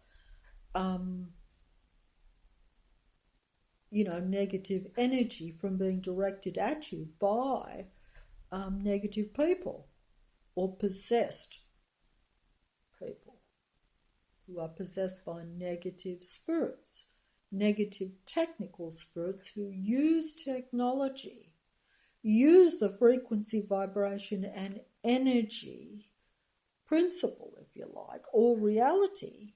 They understand how human beings, what they're made of, and they understand that the reality is made of the same and it is their reality. So they can control the frequency and the vibration and the energy. And if you're a human being and you are seen as a negative force for them, then they can direct negative energy at you. They can psychologically direct negative energy at you. They can physically direct negative energy at you. They can vibrationally and with frequency direct negative frequency, energy or vibration at you. They're all very similar. I don't understand them, but I kind of do at a very limited level. But if it's a bit like if someone points a gun at you, you understand that that bullet is a negative force that will that can injure or destroy you.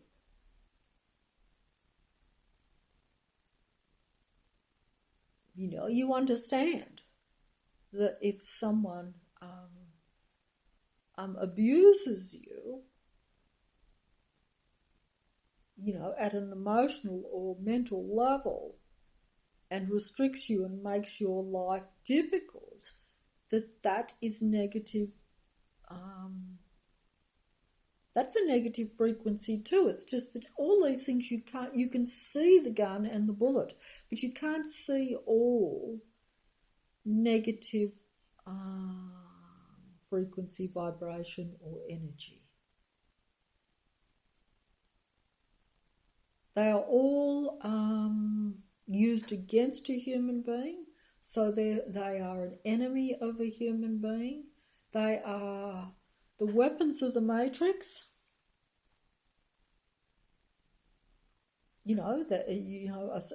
It's a psychological weapon game. The weapon is using psychology against a human being. Psychology can be used positive or negative. In the Matrix, all the psychiatry and psychology is really used against humans. Because we've reversed the world around, and even psychiatry and things, and that changes too, don't forget. That, what ideas they had in the past about psychiatry 100 years ago, they didn't have 30 years ago. And what they had 30 years ago, they no longer believe now, or at least a lot of it. And they may believe in using substances and chemicals as opposed to psychologically and vibrationally and frequency. Just with positive interaction, which should really cure all psychological ills, shall we say, in my opinion anyway. So that's so like I say, it's all of the Matrix, and it's a matter of opinion whether it's positive or negative. I just say that most of it is negative for a human being. That's been what I see. That's what I think. But that doesn't mean that some people don't get better by using some of the Matrix methods. But I say there is still a better way. The Matrix will give some good stuff to human beings and even to its disciples and minions or whatever, depending on who or what you are, I would imagine, and I don't fully know this. I don't really know the status, shall we say, is that the right word, of many of the Matrix disciples. I assume when I talk about the demigods and things that they have high status. But they may well still be not the highest status. They could still well be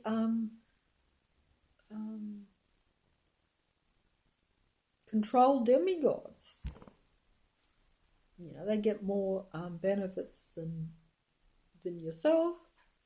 But because they've chosen that, because they have went to the Hotel California. Okay, so have I got time to do the song? Have I got the energy to do the song? Probably not likely. And also, I could be in trouble with the time here. It's getting late. I don't like to anger the Matrix or its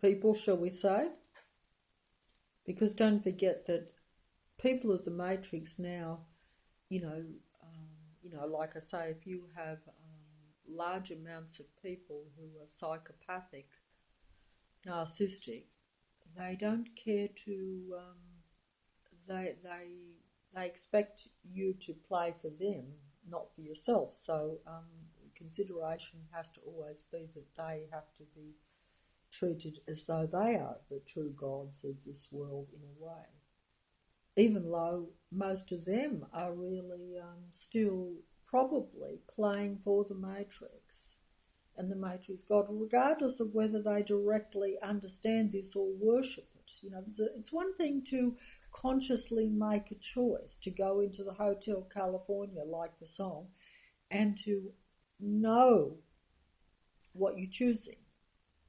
Many are enticed, but are not sure that they're being enticed into this dark realm that they really are. They're entranced by it to some extent, and they think that, like myself, watching a horror movie or going into a haunted motel, shall we say, or a haunted hotel, okay, Hotel California, you know, this is the California, which is like all that is doing a wrong or a negative in a way, or what would have been considered that many years ago, but not now, because we now are much broader or more loose and more worldly in our way of looking at what we should or shouldn't do, or what's acceptable even. What's socially acceptable even. Is that the right thing? It wouldn't have been socially acceptable at different times for you to wear the glove. Well, it is at the moment because of things, but it's not actually socially acceptable, hasn't been for quite a few years. Whereas back in the 40s it was socially acceptable for a lady to wear gloves out. In fact, it was always regarded that a man should wear a tie and a hat and the woman should wear gloves and stockings or this or that. And so a lot of, I've never been socially acceptable, but sometimes accidentally, because of the changing times and because the times have become so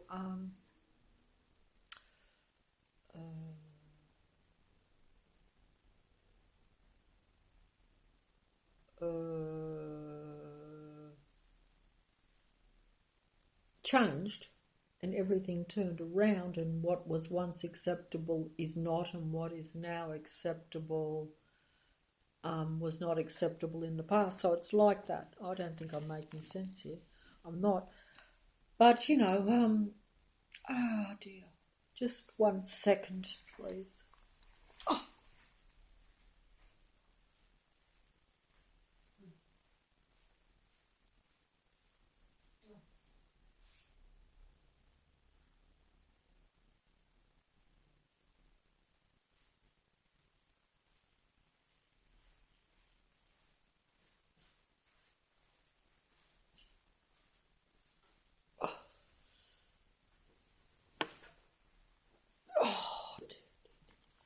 Sorry about that. Oh dear, jeez, it's so cold in here. I think that is a mental thing too. When you feel particularly cold, that is because your frequency goes down. You feel negative. If you feel negative about what's around you, the elements and a lot of things can become, like everything else, like the sound, and like everything becomes emphasized to where you notice it more. So if the world or the matrix becomes rather negative, things that shouldn't bother you quite so much do bother you more. That is being aware at a negative level, though, which is, of course, how the matrix likes it too. Because if you're feeling at a reasonable frequency, a reasonable vibration, we said that means reasonably content, reasonably not depressed. You're able to cope with a little bit of negative stuff. The things of the matrix don't bother you so much anyway. In fact, you can even embrace them if you're at a high frequency. It's like I just said, oh, it was cold. Well, another person say, oh, I like the cold weather, it's very invigorating, and I just love love rugging up and sitting by a fire or something like that, whereas I'm like, it's chilling me through to the bones, you know. So it's, and that also, and don't forget that you also have, you know, like if you are aware that you are surrounded by negative people that are possessed, so essentially you're not dealing with the people that you think you're dealing with. You're dealing with negative, dark,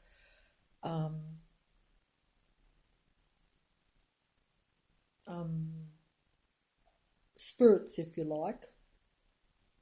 Well, you're really dealing with dead people.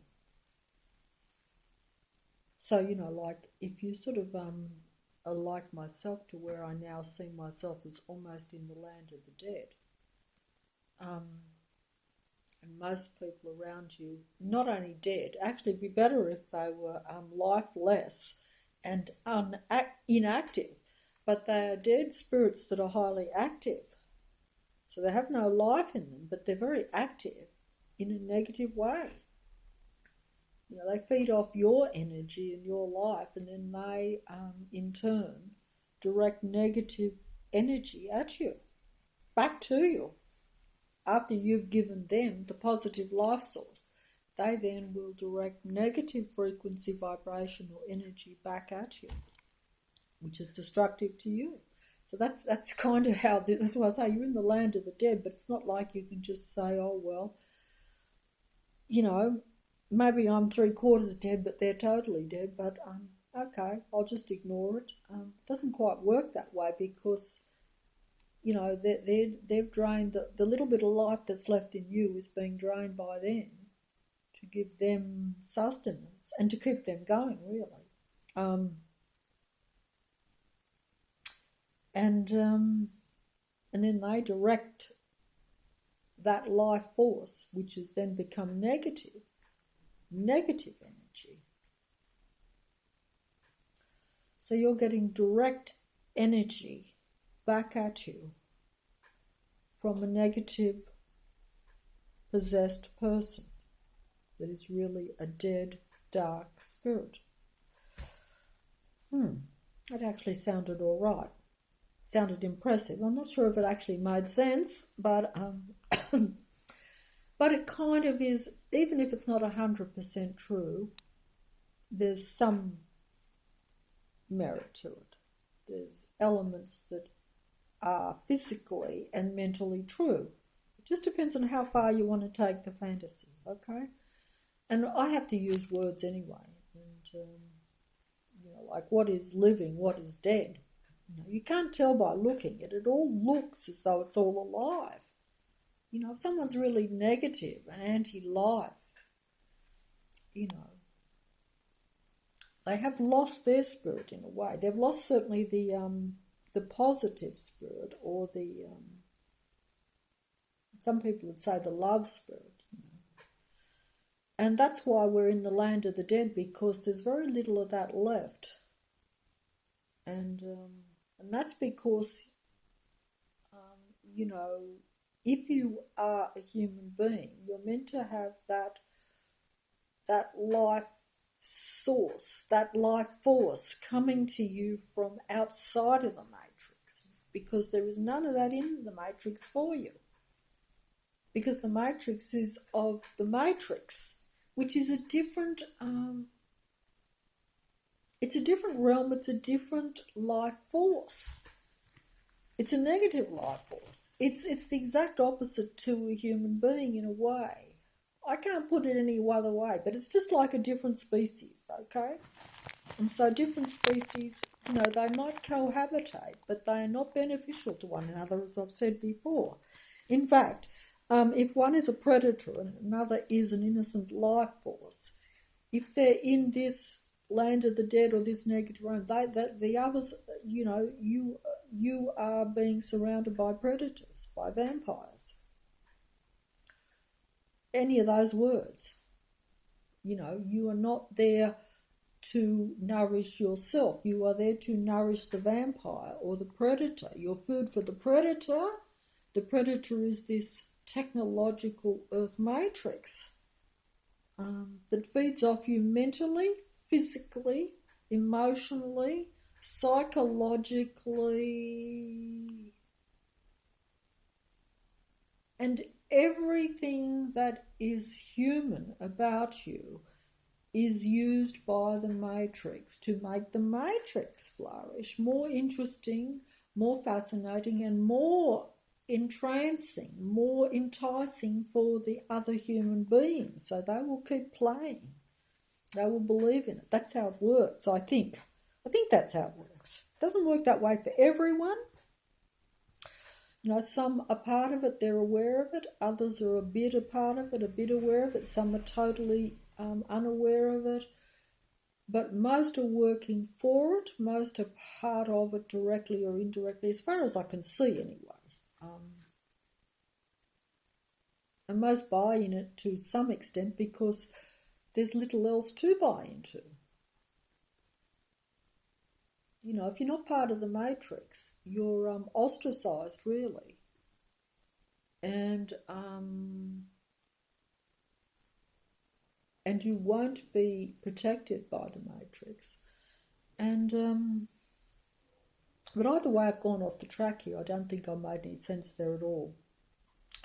You'd have to make the best of my fantasies. Now I'm going to go on to the song if I've got a bit. I shouldn't rush this but I'm just going to try to remember the lyrics.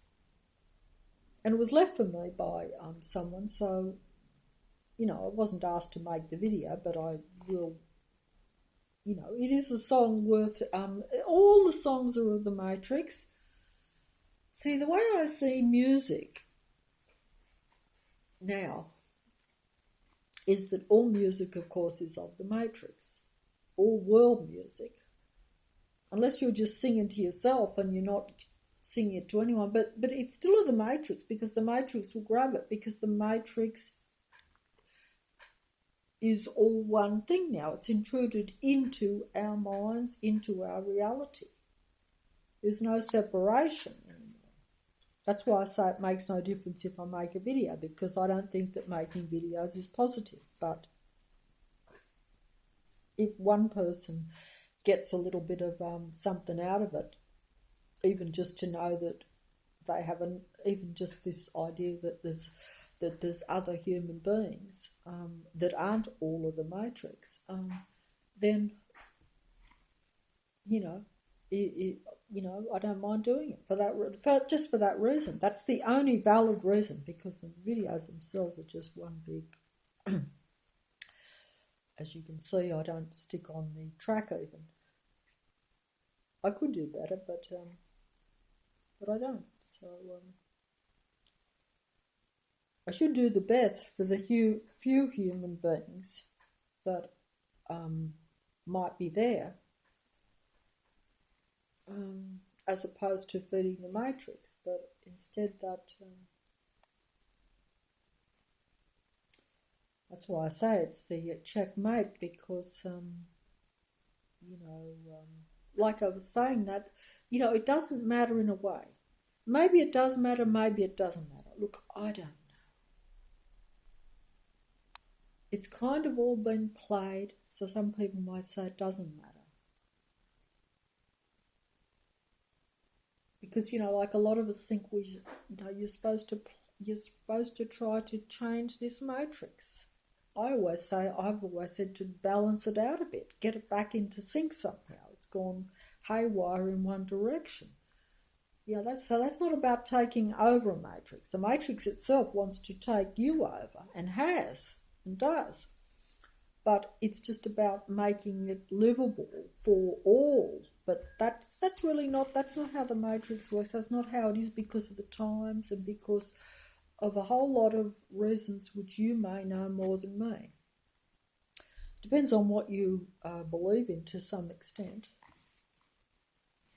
And you probably do need to have some beliefs at this time, because otherwise you will be just totally distressed by the whole thing, because you will. But like I say, you can be, it's almost like as though you can't rise above a certain mild depression most days. And that's like on a good day. So, otherwise you're going into the depths of despair and totally. That's why I say it's like a pendulum, because you're never going to stop the clock. You need to stop the pendulum swinging, because a lot of people think while it swings it's good, because they're like, oh yeah, the sun was out yesterday, so that's good. But today it will be cloudy. My attitude personally is, yes, sure, it's nice to have the sun out, but if there is negative frequency going through the air while the sun is out,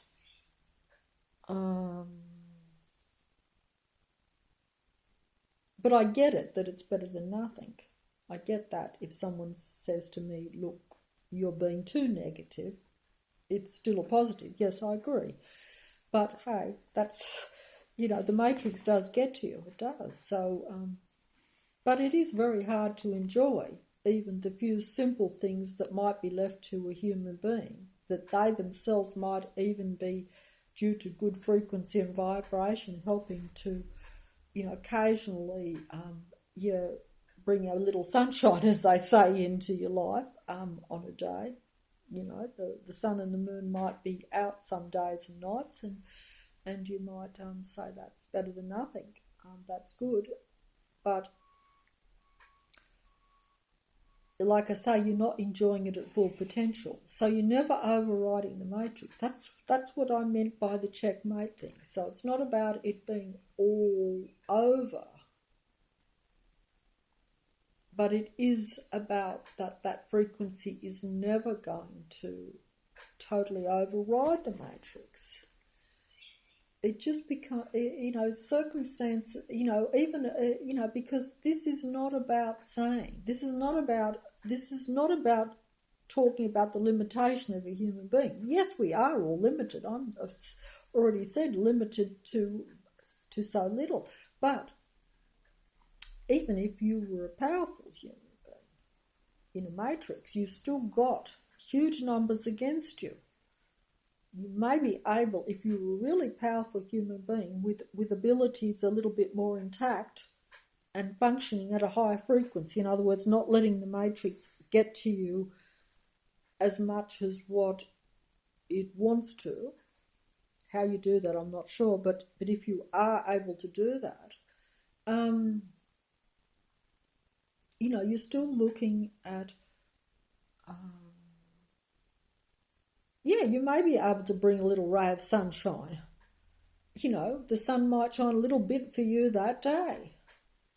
And even for the matrix players, which may or may not be entitled to it. But, maybe it all helps, I don't know. But it probably does. But they're not going to give you credit for it anyway, so you're still going to be in the same pickle. That's how I look at it. Like they're going to thank their matrix God for bringing the sun out if it does come out, and if the matrix God feels like bringing it out, it will come out. Nature is part of the matrix, so therefore nature is operated by the matrix. Human beings.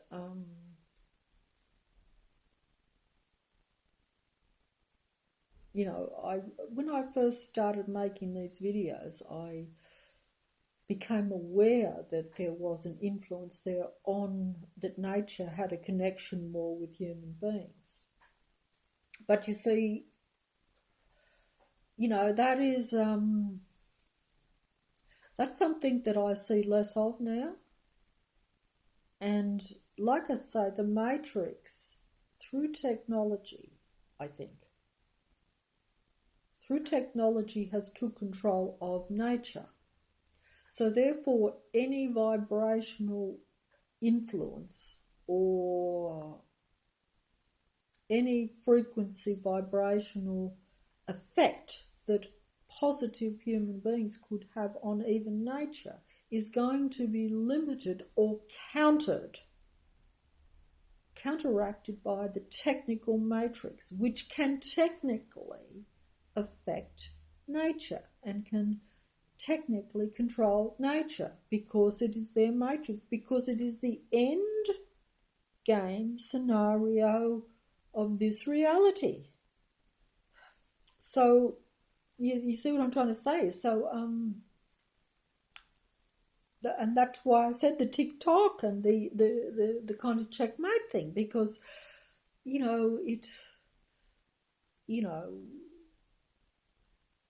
the technology can, because there's so much more of it, and because it has all humans operating with technology.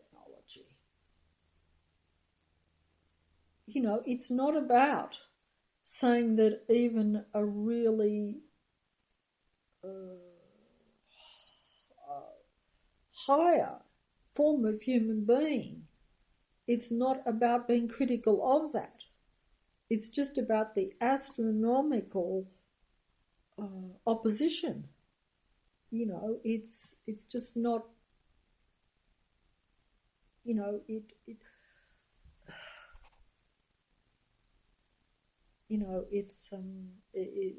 That's really all I'm saying. If you'll follow what I'm saying, so anything that a human being can affect things, I would imagine, but it will be counted.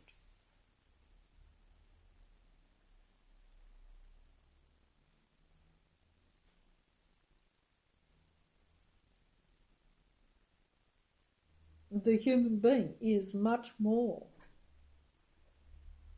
than the matrix and its beings at an individual level. Someone made this point to me only a few days ago, before it sadly escalated into a negative argument, that in a game of football,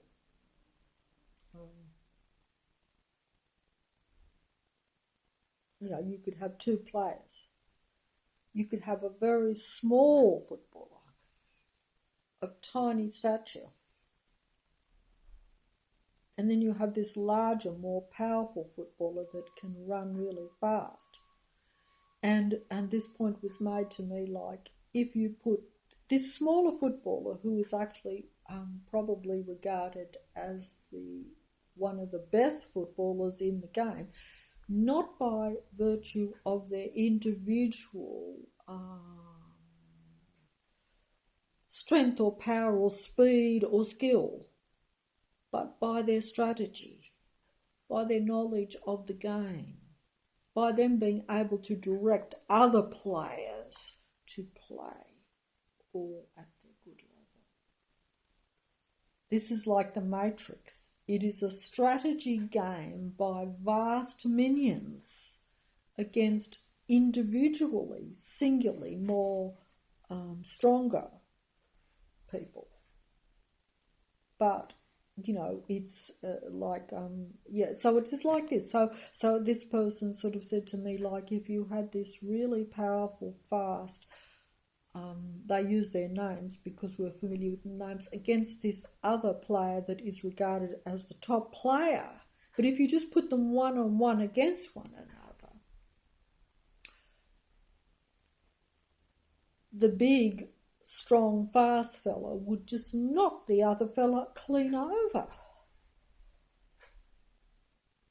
But in a game, because this little fella is controlling 12 other players, this one player, even though he is singularly, individually more, has more skills and more talent and more strength and more power in every way, in any given game, this player can be suppressed, or the team that he is playing for can be defeated quite easily.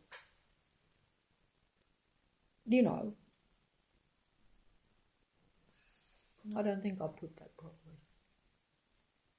It's funny, when I actually said it the other day, it made a lot more sense, and that's because even though I'm dealing with sometimes the Matrix, they can make sense and they can give you some good ideas. But either way, I've gone off the track. Okay, so I'm going to go on to Hotel California if I actually can. Okay, so, gee, I had the spirit for this at the start of the video. I do apologise for this. I'll give it a go anyway. Sometimes you should know when you're defeated. This is all I'm saying sometimes to people. You should say, hey, look, I'm defeated. I'll give it a rest. I'll back down for the day, and that's it. Actually, I'm lucky to still be going here. Maybe if I keep going with the video, I don't have to face the matrix so much. It's actually, yeah, okay. Maybe the rain could hold things off a bit, but that's what I'm saying. You shouldn't be like that. You should be relaxed to where you say, this is another day. Today will be different. By and large, I can avoid obstacles. I can avoid negative people. And it needn't all be so,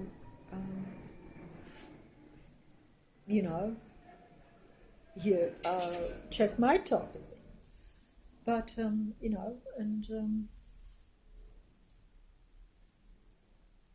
fact, the fear of that brings it in too, because the more that goes on, you expect it. You don't expect to get up and think that maybe today will be different. You don't expect that. And you know that it never has been for the last couple of years, so you think it's not possible. And more so if you accept the end time scenario type thing like I do now anyway. So, but at any rate, on a dark desert highway, cool wind in my hair, warm smell of some sort of flower, I would imagine, rising up through the air, up in the distance. Hey, I only listened to it a few times. That's not bad for memory, is it? And actually, my memory has been affected by the Matrix. So I'm still struggling through there, as you can see. They probably won't like that. Warm smell of calices, which I have no idea what that is. I don't even know whatever, but it's some sort of flower rising up through the air. Up in the distance, I saw a shimmering light. My head was heavy and my eyes grew dim. So I had to stop for the night. That's the first lyrics or line of it. His head was heavy, as mine is right now. My eyes grew dim. He was weary, so he had to stop for the night.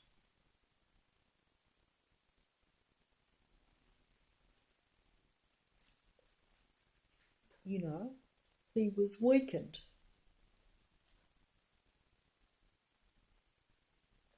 Not physically and mentally and psychologically strong.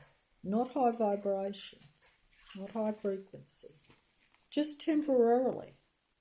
You could say what we'd say a moment of weakness. So I had to stop for the night at the Hotel California, where they no doubt, actually when I say Hotel California, I emphasise the word California because that was a song, Californication, by another group years ago. Can't remember it all, but it just hit me. But also there was a movie called California. California. Oh, I'm just trying to remember the name, but I know it was California.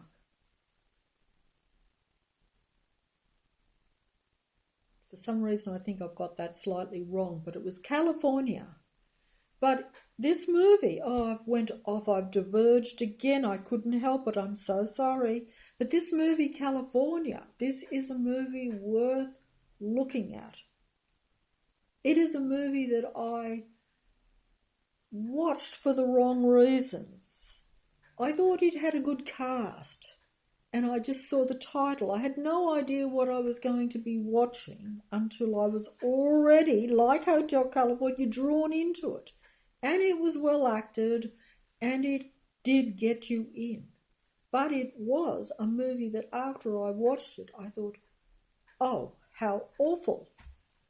Because it actually was about two young people, a man and his wife, his lady friend, his wife, his partner. I'm not really sure. I think they were married. Well, they might not have been, but they were going to be married, and they did subsequently marry at the end of the film. That was after the horrific ordeal that they went through, because basically they were going on a car ride and they encountered a hitchhiker with his girlfriend, and the hitchhiker turned out to be a total psychopath. But they did not know that. They gave this man and lady a lift. The man was the psychopath. The lady was really his victim, or his was dominated by him. Should have known better, like Hotel California, and like us that get tricked into relationships with psychopaths. In her case, she should have known, but she had already probably fallen in love, seen some good points, liked certain things, and did not mind being controlled a bit by someone, or thought that it was somehow worth it. Maybe love conquers all. They believe if you love someone, you're allowed, it's okay. This happens with all of us for different reasons. So I'm not pointing the finger there, although when I watched the movie I was thinking how foolish she was, and it cost her a life too, because she was his girlfriend that he supposedly, she loved him to bits, and he actually killed her because he was a psychopath. He had no problems eliminating anyone in this movie, and this movie was very explicit in that respect. It was also interesting too that in this movie, you know, when he stopped the car and this psychopathic, very prominent actor too, by the way, that played the role, who normally is handsome and very attractive to people, in this movie, instead of thinking, being on the hero's side or just because he's handsome, you actually do think he must be eliminated, because otherwise he will kill these two people, which he would have. And they were the main fella that picked him up, picked up the psychopathic hitchhiker. He thought, oh, give him a list, no harm. But his girlfriend, or his future wife, actually whispered in his ear. She had instinct operating too. This is what it goes back to what I was talking about a little bit earlier on in the video. Instinct is very important. She had instinct, and she whispered in his ear, don't pick up that fella and that girl. I'm getting a bad vibe here.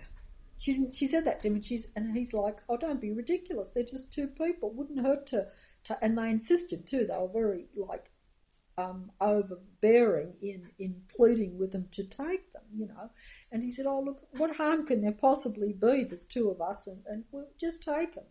And he did. And she was right, though. Her instinct told her that there was something funny about the fella, something wrong. She sensed it. He couldn't sense it. And also he was a professor that, interestingly enough, just before they had the little start at the beginning of the film where it showed that he was a psychology professor, and he actually was making the point that all mental illness can be cured and that it is all part of trauma and psychological development. So he was empathetic to the idea that everything is environmental and therefore should be classed as an illness, and you should try to understand it. If you understand it, you can cure it. Needless to say that at the end of this film, after he had encountered a true psychopath that openly eventually tried to kill him and his girlfriend, he did not have quite as much, like it's very easy to talk. That's right, like myself even. You talk on videos and you talk about spirituality, you talk about psychology, you talk about all these things. And so we should do this, we should do that. We should be able to override things. We should be able to understand things. Understanding is one thing, but dealing with something that is beyond you, because it is possession. That's what I say now. And it is. When you deal with psychopaths or dealing with people that appear to have extreme mental disorder, insanity almost, they're unstable, they're negative. They have no compassion for anything that is living apart from themselves, really. If you want to look at it bluntly, if they're at the extreme takeover. I say takeover because this is takeover by technological spiritual beings. Technological spiritual beings that are dark, negative. They're spiritual only in the sense that the whole realm is spiritual. The whole realm is of the same material. So they're in it, but they can come in and take over the spirit of a human being. I don't think I'm putting this, I've muddled it up. Dear.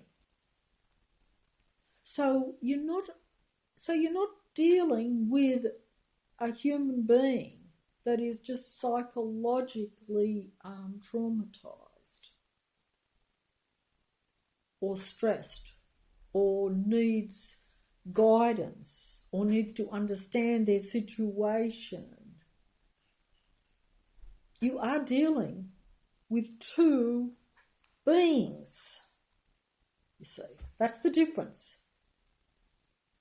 That's the main difference now, is what I'd say. So if you were dealing just with one real human being, even if they turned very angry and nasty and dark, theoretically speaking, if you're dealing with a human being that is not possessed, you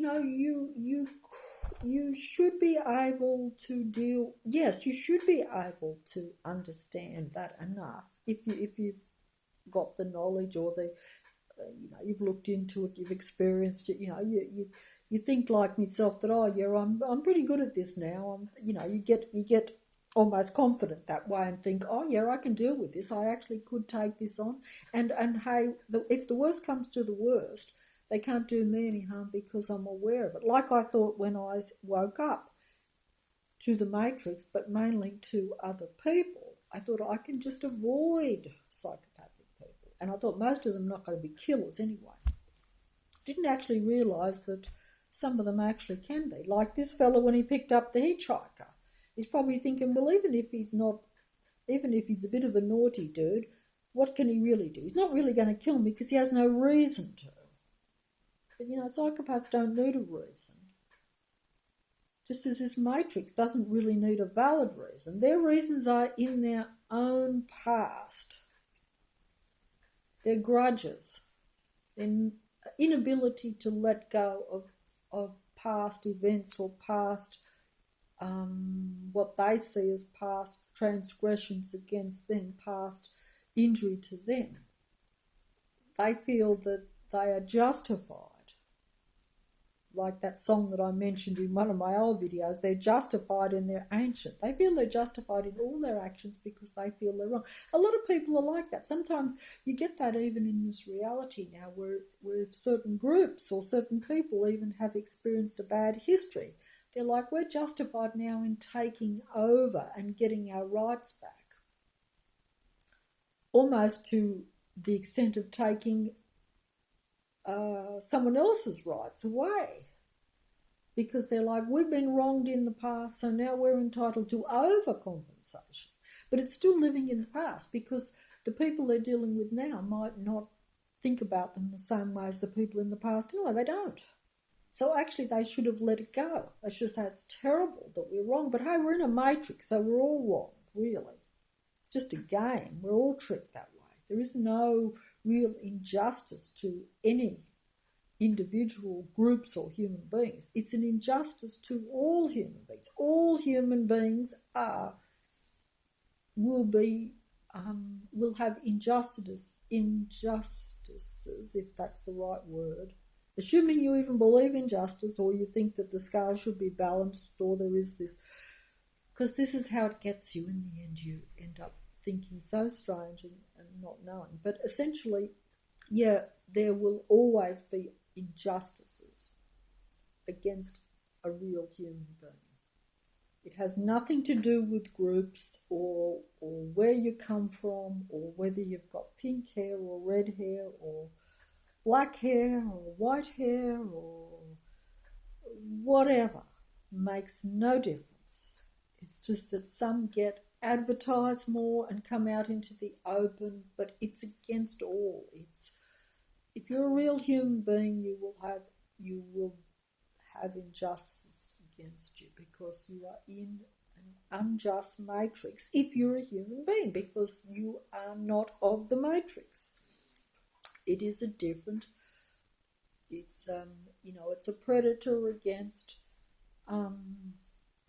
it's a predatory nature, which they think is a normal nature too. That's another thing too. It's in a belief system where if you think that it is normal, healthy, and a benefit to be a predator, and that is how things naturally are, you see no harm in that. And you think that is correct. You think that is normal. If I said, oh, that's not natural, they'd say, well, no, it may not be natural for you, but it's natural for us. And that is true, because that is how they have gone down that path. It is actually their nature. They cannot survive any other way. And most humans would say, well, yeah, it's all about survival. But of course we get pulled into that survival thing to such an extent because we don't realise that the matrix and the physical matrix world is a false world, so therefore it's not really, I'm going over my head a bit here in a way, but it's not really our true reality, and it's not really, we shouldn't be in survival mode. It's reasonable for the predators of the matrix to be in survival mode, because that's what they have to do. That is their mode. But they make their disciples and even human beings into that mode, that way of thinking, that way of acting, that way of being. Becomes our existence. It becomes the norm then. That's right. So most people, I've actually spoken to people where they say, you're out of touch if you don't think it's normal for the lion to kill the deer. They openly say that. And they're almost like saying that is also true of human beings, that we behave a certain way and that is how we've done for a long time and that is normal for us. And in this matrix, it's the only way you can actually function. But, it really isn't probably normal for us. I think that now. Yeah, that's because we fell into all of that. We fell with the nature. We've been seduced by the matrix. When I say seduced, it is part of seduction. But it's also part of a fall or a choice. Because, we do know at some point, even when you're making the wrong choices, you half know you're making a wrong choice. I know this myself. You know you're not doing the right thing. You know you're doing a wrong thing, what you know to be wrong for yourself, but also wrong to someone else. But you're in survival mode. So you say, my survival justifies it. There we go back to the song. Okay, in that song it says, when he's in the Hotel California, what a nice surprise. Bring your alibis. Everyone who goes into the Matrix or the Hotel California, which is like a fancy term for the Matrix, I would say now after listening to the song. Of course, the Hotel California appears to be, it's like an elite, a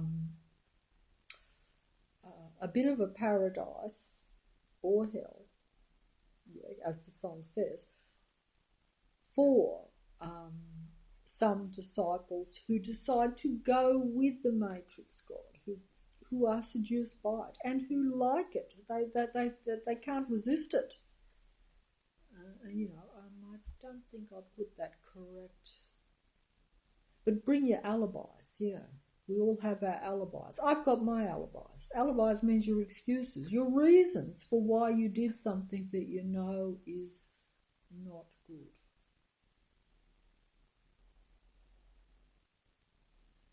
That is something that you shouldn't have done. You can't escape what you are. In the Matrix, we're all trying to escape what we are. I've done it my life. I still do it now. Now when I'm awake, the Matrix is like, oh, well, you woke up a bit too late because now, no good now. You can't rectify those things and you can't even have a future where you won't do so much negative anymore because, lo and behold, we've been behind it all along too. Yes, you made the wrong choices, so you bring your alibis. You have your excuses and your reasons.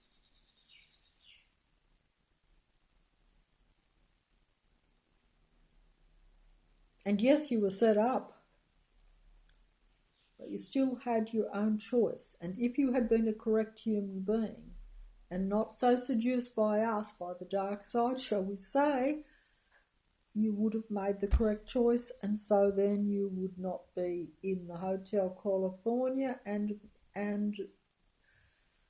maybe, this land of the dead would not be quite so dead. It'd still be the land of the dead because I think that that's the way, I would think that. I personally don't think the world revolves around me to such an extent that every single thing is just a reflection of myself. That would be overstating it. But certainly other people who are of the Matrix and have done like myself, made all the wrong choices and don't care less about real life. I mean, psychopaths don't really even care about their own life, to be quite frank. As I've said before, that idea of not liking yourself, which has been ingrained into us from the Matrix from a young age, in a psychopath that is actually quite extreme, despite appearances. They like the Matrix and they like the fake world and they like living fake. They like showing everything and having that control. But also it's a necessary thing, and I'm going too much into psychology here and losing it and don't know what I'm talking about. I'm going to go back to the song because I'm overstepping my capabilities here. Also, I'm feeling a bit pressed for time. So we go up, but essentially we're going up to the Hotel California. In a moment of weakness, we saw the shimmering light of the Hotel California. He was weary, had to stop for the night, as the song goes. Should have pressed on, but didn't. Or maybe even should have went up to the Hotel California if he was weary and said, yes, I will stop at a hotel. But when he saw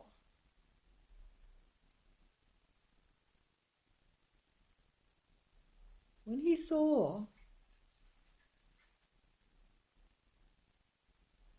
trying to get the lyrics back here, unfortunately. I had to stop for the night.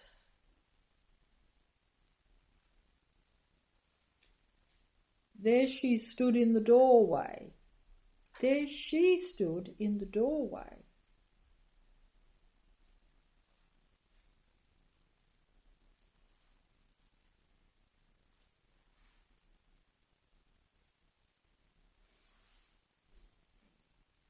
There she stood in the doorway.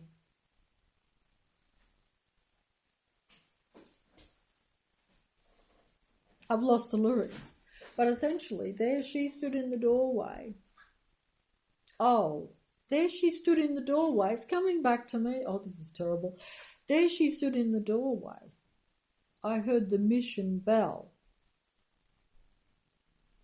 And I was thinking to myself, this could be heaven or this could be hell. He was aware.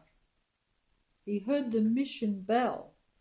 The mission bell is saying, go home, go away. The mission bell is another motel maybe he should go to.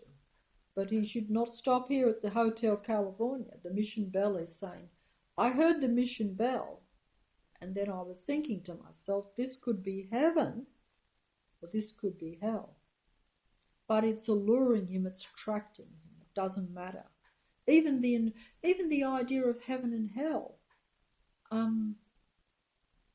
is so extreme to some people that it's an attraction that they can't resist. And this is like a femme fatale or whatever, but either way, it is a femme fatale, but this is the image. Okay. So there she stood in the doorway. I heard the mission bell, but I ignored it. I was thinking to myself, this could be heaven or this could be hell. But she lit up a candle. So the thought went, heaven or hell, because if he was frightened of hell, he's like, it's gone. He's lost that thought. Obviously, if he thought, and so immediately thinking this is going to be heaven. So she lit up a candle and showed me the way. She showed him the light. She showed him the way to what he thought was heaven, I guess. I'm really taking this song to heart here and taking it to an extreme. So she lit up a candle and showed me the way.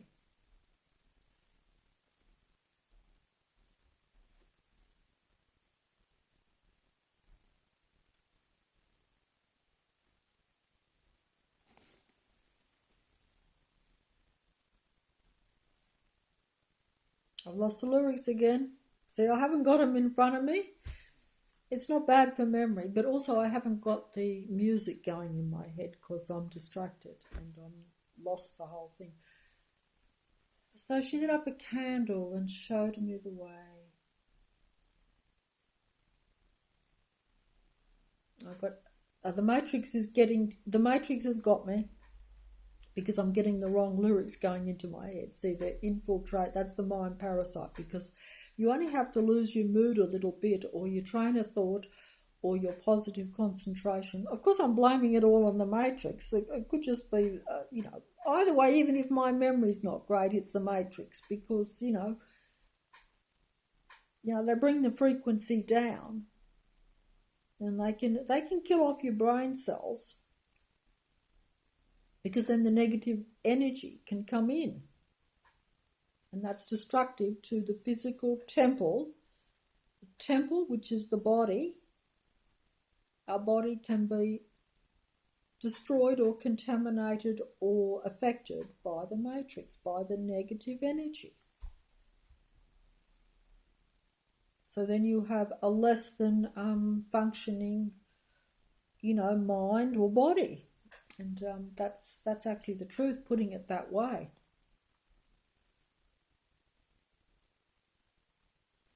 Oh, yes. So she lit up a candle and showed me the way. And then I heard those sort of distant voices saying, enticing, you see. Welcoming, yes. Welcome to the Hotel California. Such a lovely place. He heard the voices come into his head. This is the mind parasite. The technological beings come into your mind in a moment of weakness, moment of seduction, moment of letting your guard down, weariness, and appeared to be a light. Yes, she lit up a candle and showed him a way. I'm getting these lyrics muddled, I know. You'll have to bear with me greatly. I hope you've heard the song. Go and listen to it afterwards and listen to it a few times. Look, she lit up a candle and showed me the way. And then I heard those voices say, welcome to the Hotel California. Such a lovely place. Such a lovely place. Such a lovely face. A lovely face. Her face was lovely. Place was lovely. Welcome to the Hotel California. Plenty of room at the Hotel California. Yes, there's plenty of room for humans. They are welcome. In fact, they are needed for the Matrix and for the Hotel California.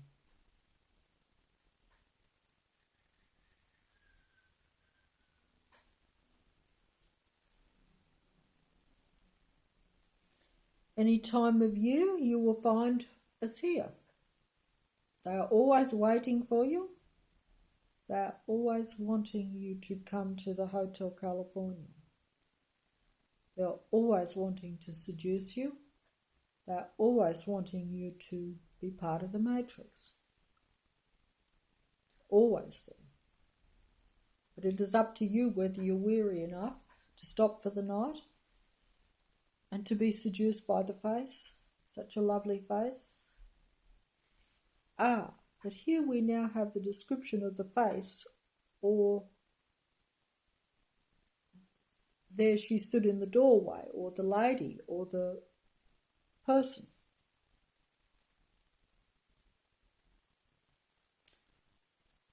Such a lovely place, such a lovely face she had. But her mind was Tiffany twisted. Her mind was Tiffany twisted. She had the Mercedes Benz.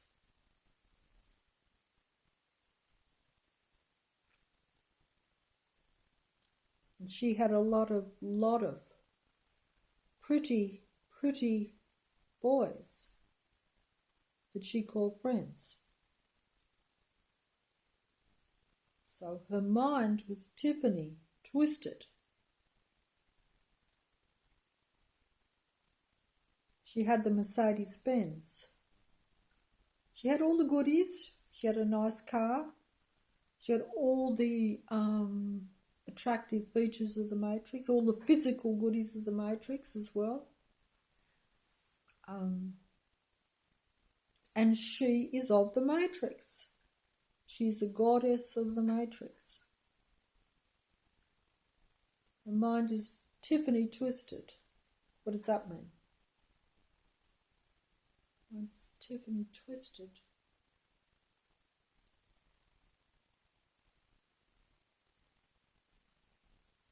I mean, she's of the Matrix.